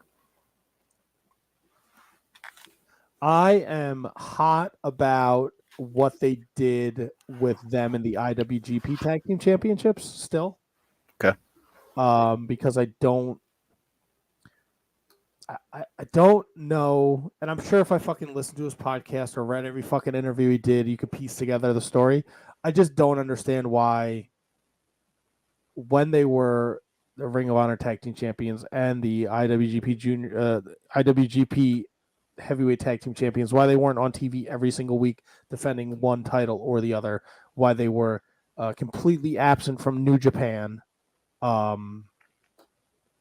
for that whole time they were the champions just irks me beyond belief. I don't know how any booker can't figure out how to put fucking FTR on their TV. Yeah. Right. So, if and Mossbox says, is it true about FTR being signed since December? Was that just a dumb fucking rumor?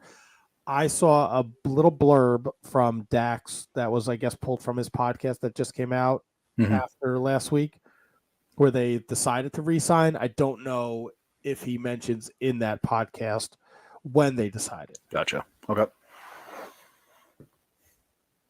If they are re-signed, which they said they are, they need to be featured every week. And I think they need to push the needle on bringing back CM Punk. I think they're a fucking awesome tag team. Yeah. And I think they do nothing but raise the talent level in the AEW tag team division. They need to be on fucking TV. Yeah. I think they, if not the best, one of the best tag teams, just period. And that is today. That is 10 years ago. That is 30 years ago. Their style holds up through generations, right? They are fucking amazing. I was hoping that they were WWE bound for a lot of reasons. Part of that is, where the fuck were they? You know what I mean? Like, why aren't they on TV all the time? That, you know what I mean? Those type of things fucking drive me nuts. And that's not to say if they would have went there, they would have been on TV every week. But give me Cody and FTR feuding with the Bloodline. That would be fun for me. You know, them and the Usos. That whole thing, and none of that shaving the back in the shower bullshit. But right. Well, in a perfect world, right? Right. So. I like that they're staying, but you're absolutely right. Like, they have to be every fucking, like, let me see them every week. If they're not, then why do they stay? You know what I mean? Why? That fucking sticks to my craw. When they won the IWG tag team championships, they should have been defending those fucking titles on every single Dynamite, right? Or Rampage. But there's tons of fucking teams from New Japan Strong you could have given the rub to. Just so we see the fucking. I think they had fucking one title defense in Japan before they lost it at Wrestle Kingdom. It's fucking. Right. It was stupid, and I don't know if that's a New Japan problem. I don't know if that's an AEW problem. I know it's a wrestling problem. When FTR is the greatest tag team, arguably, of this generation, and maybe at the end of the day of all time. Why are we not defending these fucking? No, your audio clipped out there. Yeah, your mic is gone. But I think you're absolutely right. They need to be on. I mean, every week they have to be. If they're not on every week, then it's just it's there you go. You're back. It's a failure. You're failing. Not only failing them, you're failing yourself by not having them on your show weekly. You're failing your fans by not providing them weekly. It's just it's fucking horrible. No, I agree. So it'll be interesting to see what they do with them going forward. So I mean, Sakura Genesis was the wrestle. Jesus Christ, the NJP.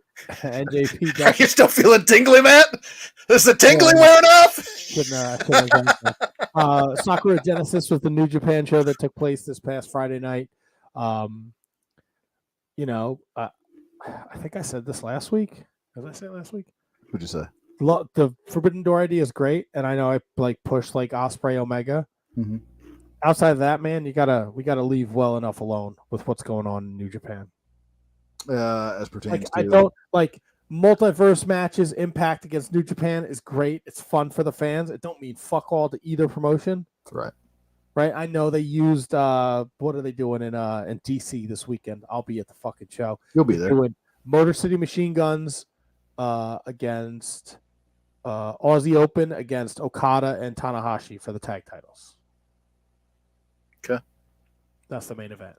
Yeah. But like Forbidden Door is going to be exciting, right? People are going to get all jacked up for it, right? Great, it's all good, but don't fuck with what we have going on over here in New Japan with these stories. Yeah. You want to give me Omega Osprey Part 2? I'm all here for it. Yeah. Right, but I don't want I don't want a fucking 4-way with Jay White and Okada and Adam Cole and Moxley. I don't want any of that shit. Stop. Leave my guys. Sonata's your world champion. Let's see how that works out. Let Despy do his thing. Let Hiromu do his thing. I can't, like, I don't know, man. They have such a good thing going in New Japan. Like, I get it. Give the fans what they want, but it means, like, it's a fucking throwaway show for me. Yeah. And usually those super shows are because that they're missing the story, right?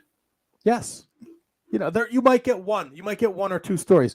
Right. Look, no one's more annoyed that I got to watch fucking Pockets defend the international championship against fucking Gabe Kidd on Sunday in Philadelphia. I wanted to see Eddie Kingston and Gabriel Kidd beat the dog shit out of each other again.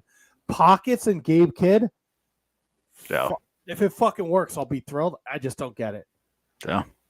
But man, they hit a home run. The Sonata, they pulled the Sonata. It's I know. I'm well aware.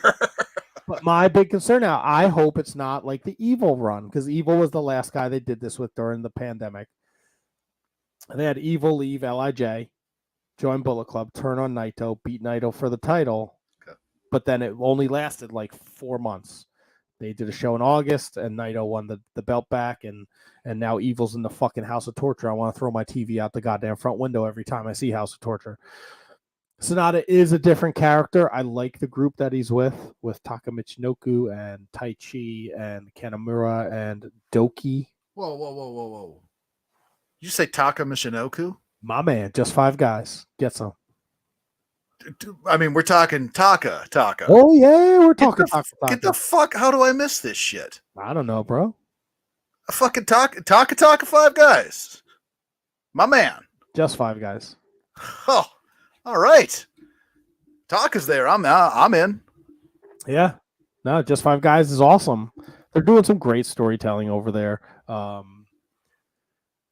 I'm really enjoying it. So I'm fucking super pumped for this weekend. Aussie Open beat Bishamon for the tag titles. So they're finally IWGP Tag Team Champions. Zack Sabre Jr. and Shooter had a fucking great match for the TV title. Zack retains. Like, look, I would love Zack and Bryan Danielson, but if Bryan Danielson beats Zack, like, and Zack's the TV champion, well, let's just take a dump on the belt now and call it a fucking day. Right. Yeah. I think Zack is the best wrestler in the world. Okay. All right. I'm a Taka guy. Just 5 guys, baby. Just 5 guys, man. A lot of 6-man, 8-man matches. Well, yeah. I mean, he's getting up there in years at this point, right? He's got to be 50. Was he early 50s? He's got to be in that range. Because I'm the same. Wait, he looks the same? You look exactly the same, dude. He can't grow a beard? He doesn't have a beard. Fucking Taka. Taka Michinoku's 49. Ah, see? Look at that. Fuck, man. I'm 49. And this is this weekend. This was just this past weekend, April 8th. This past weekend. Okay. I'm gonna be trying to look at something like that. How often now? Because like there's different characters that I enjoy, and Hakushi's one of them. I fucking love Hakushi. Do you ever see it? Is he popping in and out? Is he? Because there's different guys that like I will absolutely. Oh no, like, Hakushi does not pop in and out. That thing they did with him in Pro Wrestling Noah. Yeah. That was just because Muda was retiring. That's it. Okay, gotcha. Yeah, a lot of the New Japan legends, they will pop in from time to time. Okay. It's usually not great, to be honest with you. Okay. When you're fucking 65 years old, you probably shouldn't be in a wrestling ring. Probably not. Hakushi's not that old. No, I'm not saying Hakushi, but there's there's some guys there's a lot of the New Japan legends, and I mean this in no way as disrespectful. But during the pandemic, they had to run them out there because they couldn't get Honma, Yuji Nagata, Motherfucking Yuji Nagata. Tenzan. Like they were running these guys out there because they didn't have. They couldn't get any. They could get their talent. You know, they had to. But what does he got? All he's got to do is show up and just fucking lock in a Nagata lock, right? I'll tell you what, man. That first New Japan Cup, during the pandemic, I think it was Yuji Nagata and Minoru Suzuki. They fucking sucked me sideways. Dog piss out of each other. Yeah. But you know, we got we're those guys are a little old. Kojima, like Kojima's great. Bread Club, we named the show after him. But like, you're fucking in your mid-50s, bro. Let's take it back, brother. Take it back. Oh, man, I see you run them all out there. Look, it's something they usually do it for like the Rumble at Wrestle Kingdom. You know, maybe like they're doing so the next big show is Wrestling Dontaku. Okay. Which we will be picking. Where does that fall in? If Kingdom is the WrestleMania, is Dontaku your Elimination Chamber or your SummerSlam? No, SummerSlam is Dominion. Okay. Dominion's in June. Okay. Dontaku is usually where the best of the Super Juniors ends. Okay. Which is the tournament that starts at the beginning of May. Gotcha. Well, you've said some names that intrigue me, Matt. I'm not fully there yet, but it is.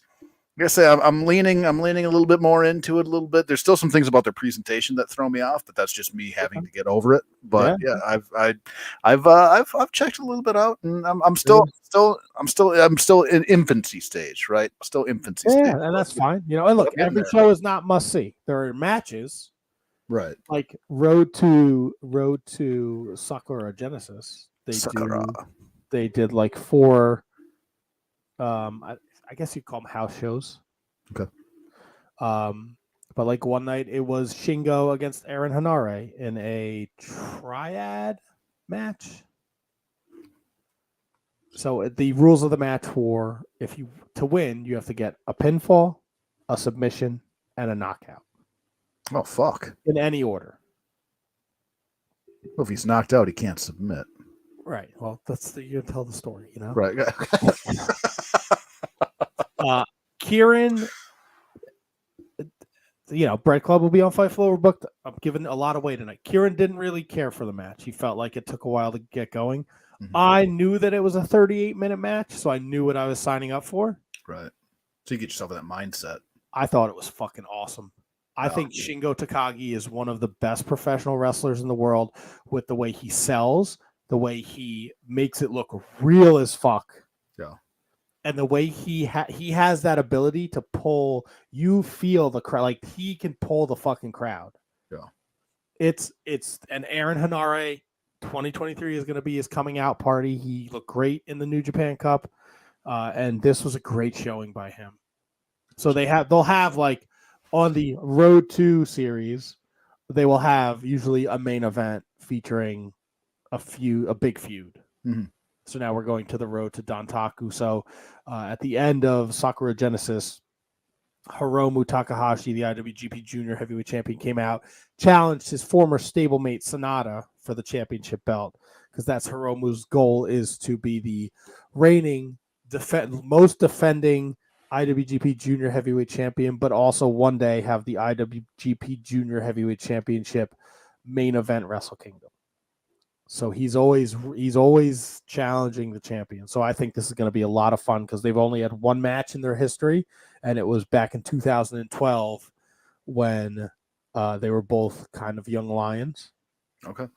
So this is going to be great. And then in return, Yoshinobu Kanemaru said, Takahashi, I want the IWGP Junior Heavyweight Championship. So that will be a featured match on the Road to Dontaku. It'll be a main event of one of those like house show nights where it's usually just a bunch of 8-man and 6-man matches. You're telling me motherfucker at him. Is that what he did? Like this? Motherfucker. So I'm so far. I cannot wait for this weekend. I'm so excited.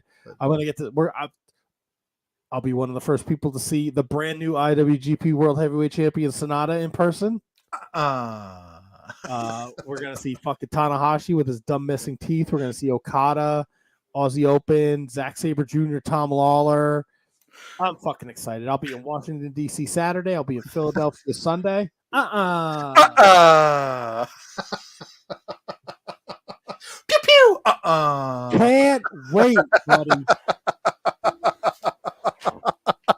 Can't wait. This went. We went 3 hours tonight. We went a while. This We is went a crazy. while. Before we close her up here, Matt, I did want to mention friend of the show, Mike Spear, former guest of the show, Mike Spear, doing the CWL comic. He's working on number 2.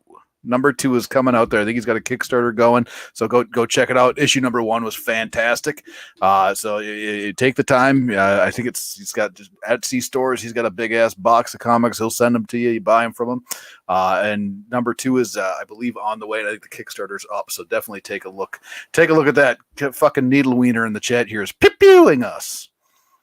Pew pew. Yeah. I like pew pew. Pew pew. I'm going down. Look for me. I'll look for you. In DC, I'll be rolling with Ant Money and Kate the Great. And then Sunday, I got rolling with those guys. And then Danny Russ and Ryan Schlong in Philadelphia. Papa Schlongo. Yeah, so it's going to be a good time. I can't wait. I'm so excited. Yeah. So excited. I have so much to talk about next week when we come back. Also next week, we will have Mark Order stickers, apparently. That's what I was just reading. It's going to be amazing. Don't ask me for any. I barely do the fucking show. I have no right to represent the Mark Order podcast. It's a sin. It's a sin. It really is. All right. I'm glad they put up with me and they let me jump on whenever I want, but I feel like a fraudulent. I'll crash him one of these times. I'll show him what a real fraud looks like. Next week, we'll be talking to a young lion from the New Japan program. Cool. Who's based in New Zealand. Oh, New Zealand. So Shepard Alexander will be joining us next week. So it will be 7:30 our time. So I think it'll be like 1:30 in the afternoon Tuesday for him. Oh, that's nice. It'll be good and primed up then. Yeah, so it'll be a lot of fun. It'll be a great introduction to Shepard. If you're not familiar with him, I'm not. So I'm going to do my due diligence this week and look him up. So be sure to tune in next week. Special thanks to Vinny Pacifico. We had a good time with Vinny tonight. Tony will be back next week for the full ride. Kevin will be back next week for the full ride. Congratulations to Mike Peterson, the brand new Can You Beat That champion. We want Matthew Birch as the challenger. Sad to see Al go. Yeah. That was a good man. He's a good champion. Yeah. Solid person. Good human being. I love Al. Yeah, so do I. Yeah. I'm going to go eat my chicken Milanese now. Okay. And probably watch some West Coast baseball while you whip it out? No, I process this. Oh, right. That. Right. No, gotcha. I was thinking something else. Yeah, no. My wife is doing overnight. So I'm all by myself. Right. King of the castle. Yeah, I get to go downstairs and watch baseball. I hate to disappoint you people out there at TV, man.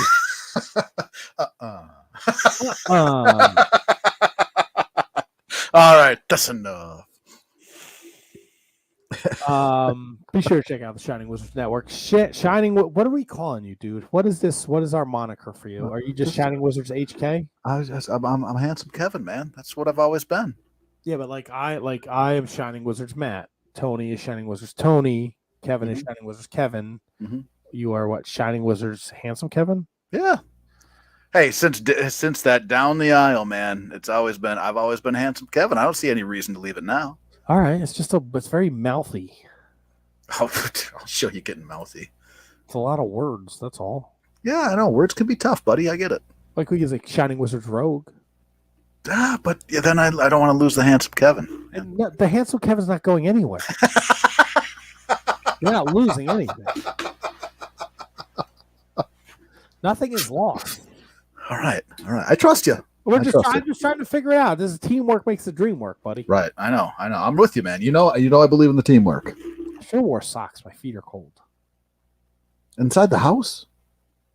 Yeah, why? You wear socks in the house? Why? What's wrong with socks? I wear socks in the house all the time. Oh, we gotta have a more important conversation off air. Hey, what is your problem with socks in the house? You don't wear socks in the house. Why? Because you get done wearing your sneakers, you take your sneakers off, you take your socks off, you move on with your day. What if you got ugly feet? What if you got ugly feet? Yeah. Slippers? What if you don't have slippers? I'll get you some. I'll send you some. No, I don't want you to buy me anything. I don't want you to wear socks inside the house anymore. I know who's gonna. Why?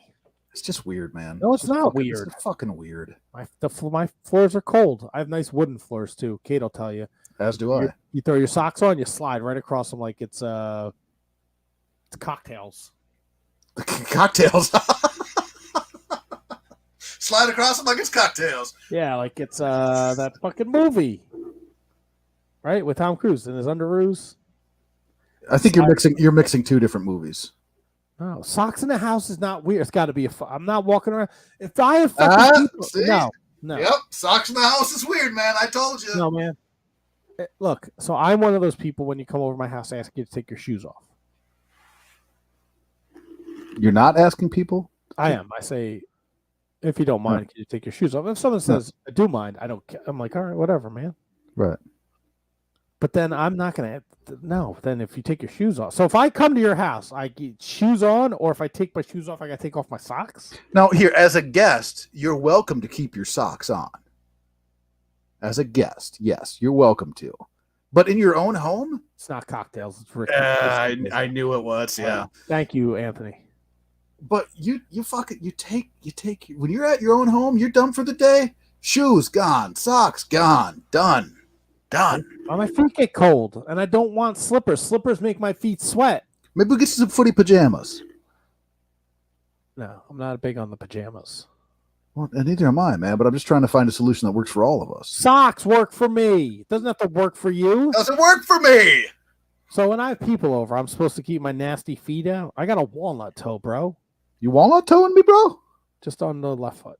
Hey, man, the Mont Spock was at my house, and I can guarantee you I was not wearing socks when I got home. Yeah, but you made sure he had socks on, right? I didn't make sure he had socks on. No, I welcome him. Eric Freeds, no, this is not Wizards After Dark. All right. Train station, mass. No, I mean, look, I got my wife isn't home. Right? Party. There's tons of wrestling to talk about, so why rush through it tonight? I got no place to fucking be. Well, I would like to know if anybody else, because I see multiple people saying, yeah, socks in the house is fucked up. So I see one person. Yeah, I see multiple. Multiple. Yeah, that's what I'm seeing here. Mike Peterson, I've been to jail. Kate says you're a handsome boy.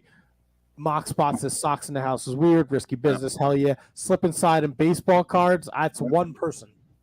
Yeah. Yeah, I think Spot coming doubling down doesn't count. Kate's all in on socks in the house, guaranteed. No. I think that you're misinterpreting kind of what she's saying. I think she's alluding to socks in the house being weird. No, for sure. I know for a fact because Kate's been to my house. She puts on her socks and runs down my fucking hallway, and she slides across the floor. And I go, "Be careful, because there's no one here to help you when you bust her ass." At your house, not at her house.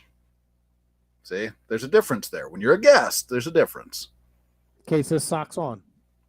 No, she doesn't say that. She just said it's right fucking there. Wizard. It's a typo. She doesn't know how to spell off. It's okay. Well, what the fuck is going on here? Maybe I'm the ladies agree with me. Maybe I'm a ladies. Maybe you are ladies. All right. See, Matthew Birch. There you go. You're champion, Matthew Birch. I still lobby for him. Look, I get it.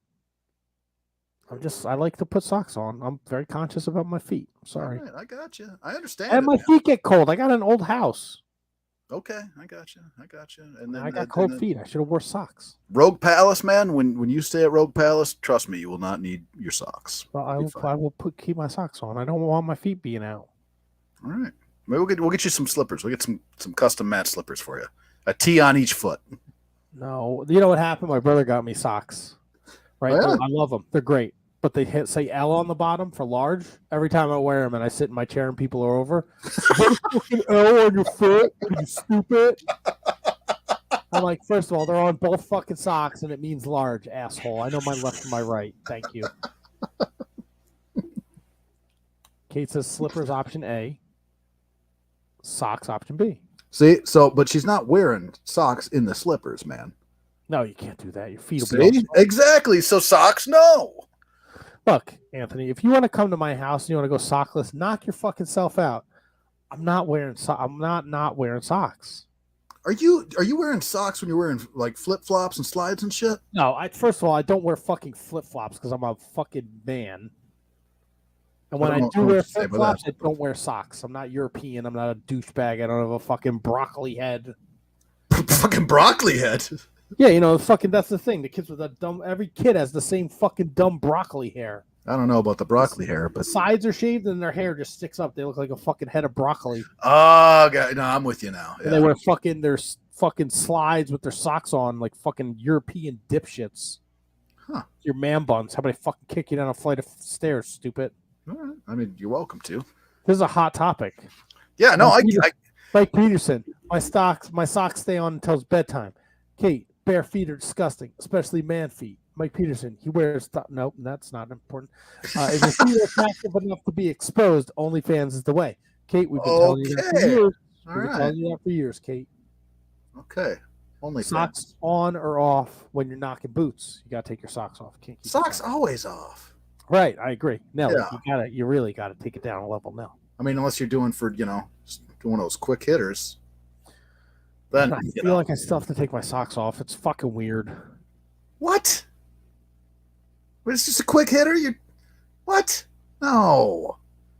I mean, this would be Wizards After Dark content if there ever were some. But no, man, what do? You just going for a quick hitter? You're like, oh, hold on, sweetheart. If you listen to the whole 3 hours and 10 minutes of this, you deserve this conversation. Yeah, you got a point there. But you're not going, wait a second. I'm going to take my socks off. Otherwise, I'm not going to feel right. No, there's no wait a second, but you can use your feet to fucking roll them off, step on them, pull, do one of these gimmicks where you're like,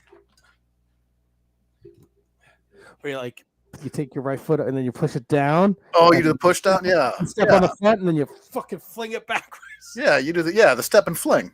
I'm with you. I got you. I'm not like, oh, hold on, let me take off my socks. No. It's all. But how in the you've never been in that she's wearing a dress situation? You gotta go a little In-N-Out burger. You're moving on with your time, right? That doesn't last long for me, so I gotta take it out.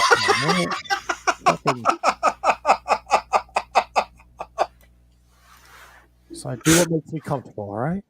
Sorry, Eric. I don't know what you mean by that. He says, "Do I not wear socks because of Mick Foley?" Because he puts his sock in people's mouths. Oh, gotcha. I didn't make that connection. No, it has nothing to do with Mick Foley. It has to do with just not being a weird fuck. Don't fucking judge, dickhead. All right, don't fucking judge. I'm sure you have shit you do out in the Midwest that I think is weird. You call it soda? Not a chance. Call it pop? Call it soda. Okay. What else you got? I don't know. That's all I had right there. Yeah, okay. All that weird shit I do out here in the Midwest. I don't know what kind of weird shit you do. What do you put on your hot dogs? You put ketchup on your hot dog, you fucking psychopath? Whoa, take it easy. Point A, I don't really eat hot dogs very much. What's wrong with you? You don't eat hot dogs. I'm just not a big hot dog guy, man. Lisa said, but if you are on a time limit, the socks will stay on. No. No matter what, no matter the situation, socks are... I don't know. What if you... Give me... What's the scenario, buddy? Give it to me. I was just saying, what if you're just getting a Hummer? But that's not making the sexes. Okay. I'm taking my fucking socks off if you're getting a Hummer. What's wrong with you? See, this is the shit I'm talking about. What kind of people don't put ketchup on their hot dogs? Mott Spock is a fucking psychopath. Take your nasty feet and your ketchup hot dogs and hit the bricks, you fucking What's the weirdo. problem? You hot dog. Hot dog is the only acceptable answer. Jalapeno ketchup. jalapeno mustard, onion, Just put a relish. fucking jalapeno on it. What do you need jalapeno ketchup for? What do you? I like fucking jalapenos. I like jalapenos too. Just put some raw jalapenos in there. Set your asshole on fire. I don't want to put them on raw. I want them in the ketchup and in the mustard. Oh my god, what the fuck is wrong with you? Nothing. I don't wear my fucking socks inside my house. Who doesn't like? You're like, I don't eat a lot of hot dogs. I don't. You would have had a terrible time at the baseball party. I would have had a great fucking time. I'm the life of the party. Would you? You would have ate a lot of hot dogs? Well, I mean, if they were there. Yeah, they were there. It's baseball. Yeah, I probably would have had one. One? What are you, a fucking lady? One hot dog all day? What, I got to eat 9 hot dogs if I come to the baseball party? No, but you got to eat more than one. Why? I'll call you a sissy if you eat one hot dog. What's wrong with you? How many hot? I could eat more hot dogs than you. No problem, buddy boy. So let's start with this. I'm a man eating hot dogs gimmick. Sorry, did you just challenge me to a hot dog eating contest? I did not challenge you. It's fucking sure shit sounded like you just said I could eat more hot dogs than you. But that I guarantee sounds like a hot dog eating contest. I guarantee you I can eat more hot dogs than you. Fucking we'll do it on a show. Over the course of a show, I guarantee you I will put down more hot dogs than you. We're gonna set this up. I'll fucking guarantee it, man. And I guess what? I'll do it without fucking socks on my feet too. Well, I don't have socks on now either. Who are you fucking? You, buddy. And everybody that's been listening to this for 3 hours. And Luck 14 be a lady tonight. So it looks like we're having a hot dog eating contest. Wait, what? Mustard on tuna?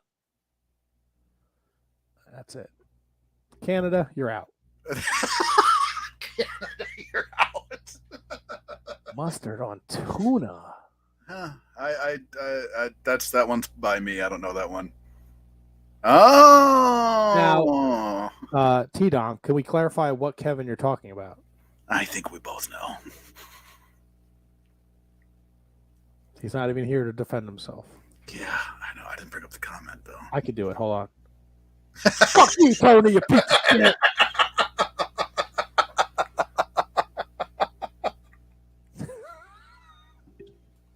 It's not like he's ever going to listen.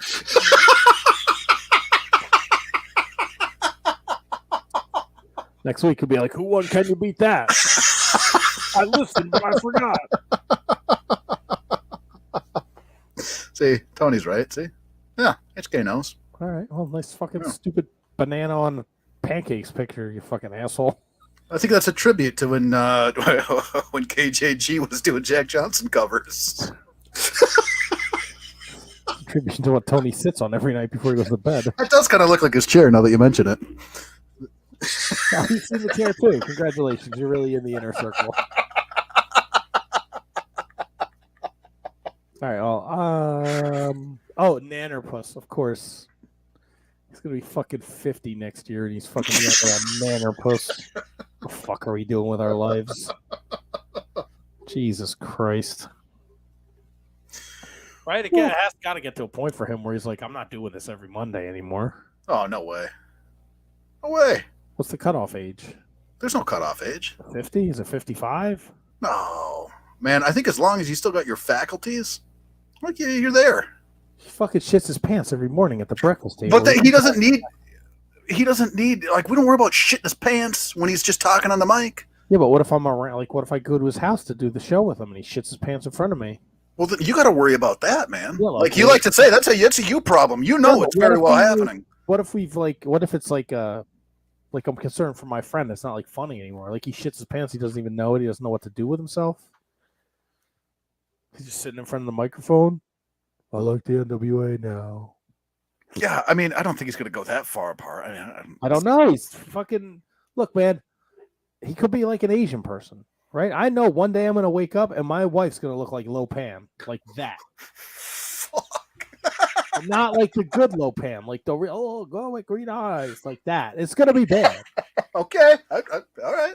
Right? So that could happen to Tony. Like it's not going to happen to Tony. You know why? Right now, tomorrow she's going to wake up. She's going to look like one of them smushed pugs. The face all wrinkly. That's unfortunate. Yeah, it is. It's not going to happen to Tony, right? Because he comes from good stock. Diana's still out there, right? She's still moving and shaking. Dude, she's been in bed for like 3 hours. Well, yeah, but I mean, yeah, she's in bed, But that's because it's her bedtime. She's old. Her bedtime's 7:00. Yeah.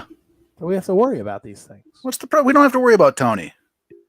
I worry about Tony a lot. He goes on these fucking internet message boards. He's on I get these weird notifications. Anthony Zackos commented on this on Facebook, and he's like, "Oh yeah, fuck that person," or "Fuck, oh God forbid this happens." I'm like, dude, you got to lay off, man. You're gonna give yourself fucking coronary. He'll be fine, right? He's drinking his mud water. He's doing his yoga. He'll be just fine. He's drinking mud water on vacation. We should ask him that. And we should have asked him that. You know, we got to worry about you and me eating hot dogs, man. I'm not worried about that at all. You worry, son. Well, first of all, I'll crush you in a hot dog eating contest, but the day after, man, that's always the worst part. It's the day after. Problem for me, brother. The day after, it's going to be an issue, man, because I won't stop. What are the rules of said hot dog contest? Well, I think you just got to go. We do it through the duration of the show. We got to go at least 1 for 1. Okay. Right. Okay. No dip in the water in the. No, we're not dipping. You fucking dipping. Yeah. Hey, I'm just making sure, and I got to be hot, right? So I'm gonna have to put a microwave up here. You gonna microwave them? Got to make my fucking wife go up and down the stairs like some fucking waitress. Yeah. I would never do that either. You know what, Molly? Throw them under the bus. How big are these dogs? Old Mott wants hot dog, Tom. Yeah, it's a fucking hot dog. We start at 7:30, and we do dog for dog every 3. Look at this. He's in a room. He's already got ideas. See, we don't worry about him. Start the show.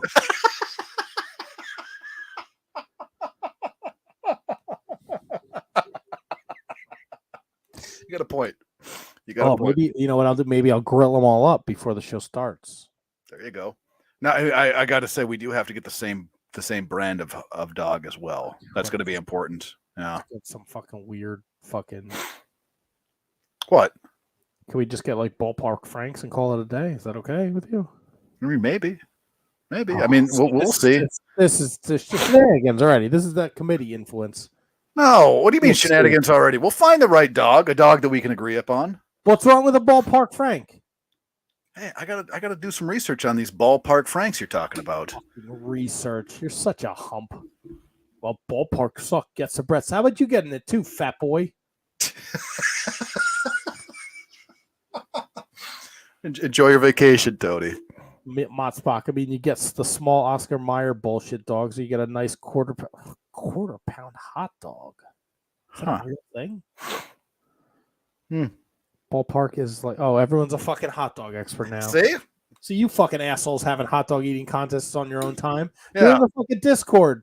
Yeah. Dickheads. Yeah. Dickheads. See, everyone's an expert. Everybody's a fucking hot dog connoisseur. You want to fucking have one hot dog eating contest? Now we're talking to Oscar and Meyer. I think we just do it. Me and you don't even record it. Don't even record it? Fuck them all. Oh, fuck them all. Or we make it like $50 1 month for Patreon.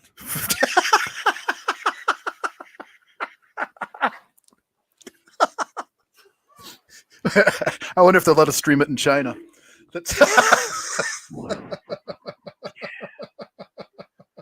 Yeah, but they would be so disappointed. There's no shower eating as many hot dogs as the little Asian guy that does the. Oh yeah, the Kobayashi. Yeah, Kobayashi. He's crushing the dogs, but I'm not eating like 100 in fucking 13 minutes. I don't even know if that's humanly possible. Well, I mean, it's through the duration of the show, man. Right. Yeah. Now here's the question: how many bites does it take you to get down a dog? I don't know.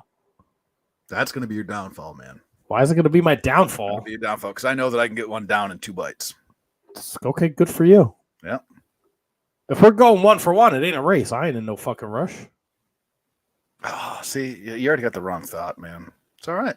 It's all right. It's all right. It's going to happen. All right. Yeah. It's going to happen. You don't look like me by not knowing how to eat hot dogs, buddy. I'm just going to throw that out there now. I fucking know that. I know. Okay, well, you always make the photo. That looks like a before picture. I don't for the fucking. It wasn't for a weight loss ad. Like a fucking steel trap, buddy. You're gonna need a steel gut in that hot dog eating contest. People love the hot dog talk. Yeah, yes, man.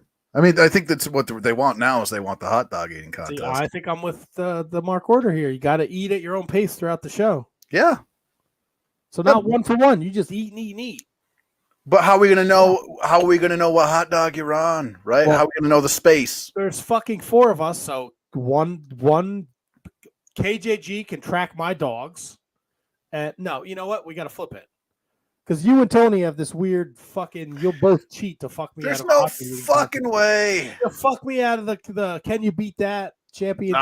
You're out of your mind.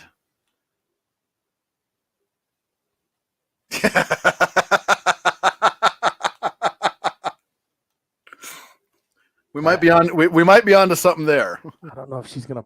I don't know if my wife's gonna. I was just say I don't know if mine is either. But I think she would do it, but I don't like. I would get. She would yell at me when it was done. If the number is like 20, yeah, she'd be like, "You're fucking gross." We do need. That's a good point. We need a third-party referee. Yeah. All right, well, we got some work to do. Yeah, we'll figure it out though. It's good to figure it out. You know, people have something to look forward to now. Yeah. I'm excited for this. Yeah, I am too, actually. I am too. I'll win. It's all right. It's fun. All right, well, let's wrap up the fucking Joe Oh, Rogan yeah, series. right. Yeah, yeah. Jesus Christ. The fucking clock just keeps going. I'm like, what the fuck? So many people in the chat tonight. Again, special thanks to Vinny Pacifico for joining us. Mike Peterson, the Can You Beat That Champion Now? Al, thank you so much for joining us. Chat was great. Aunt Money for the Mark Order Podcast. Ryan Schlong, Kate the Great, Eric, T-Donk on vacation. Matthew Burke should be the next challenger for the Can You Beat That Championship. Mike Peterson, the champ, was there. Mont Spock, Milwaukee Tom in the house. Lisa was stopping by. Great to see her here. I don't want to miss anybody. There's so many people that stopped by tonight. I just appreciate all the love and support that was showed. Did I miss anybody? Matthew Birch, I said that. Lisa, Mike Spear Jr. popped in. Check out his Kickstarter. Ryan Schlong, I mentioned. The wonderful Molly was here. Check it out. You guys are great. Thank you all so much for tuning in. Continue to support us next week. Maybe we'll have a little clearer picture on the hot dog eating contest and Shepard Alexander from New Zealand, New Japan Dojo. Everyone at Full House next week. We'll see you guys then. Thank you for listening. Good night, Diana.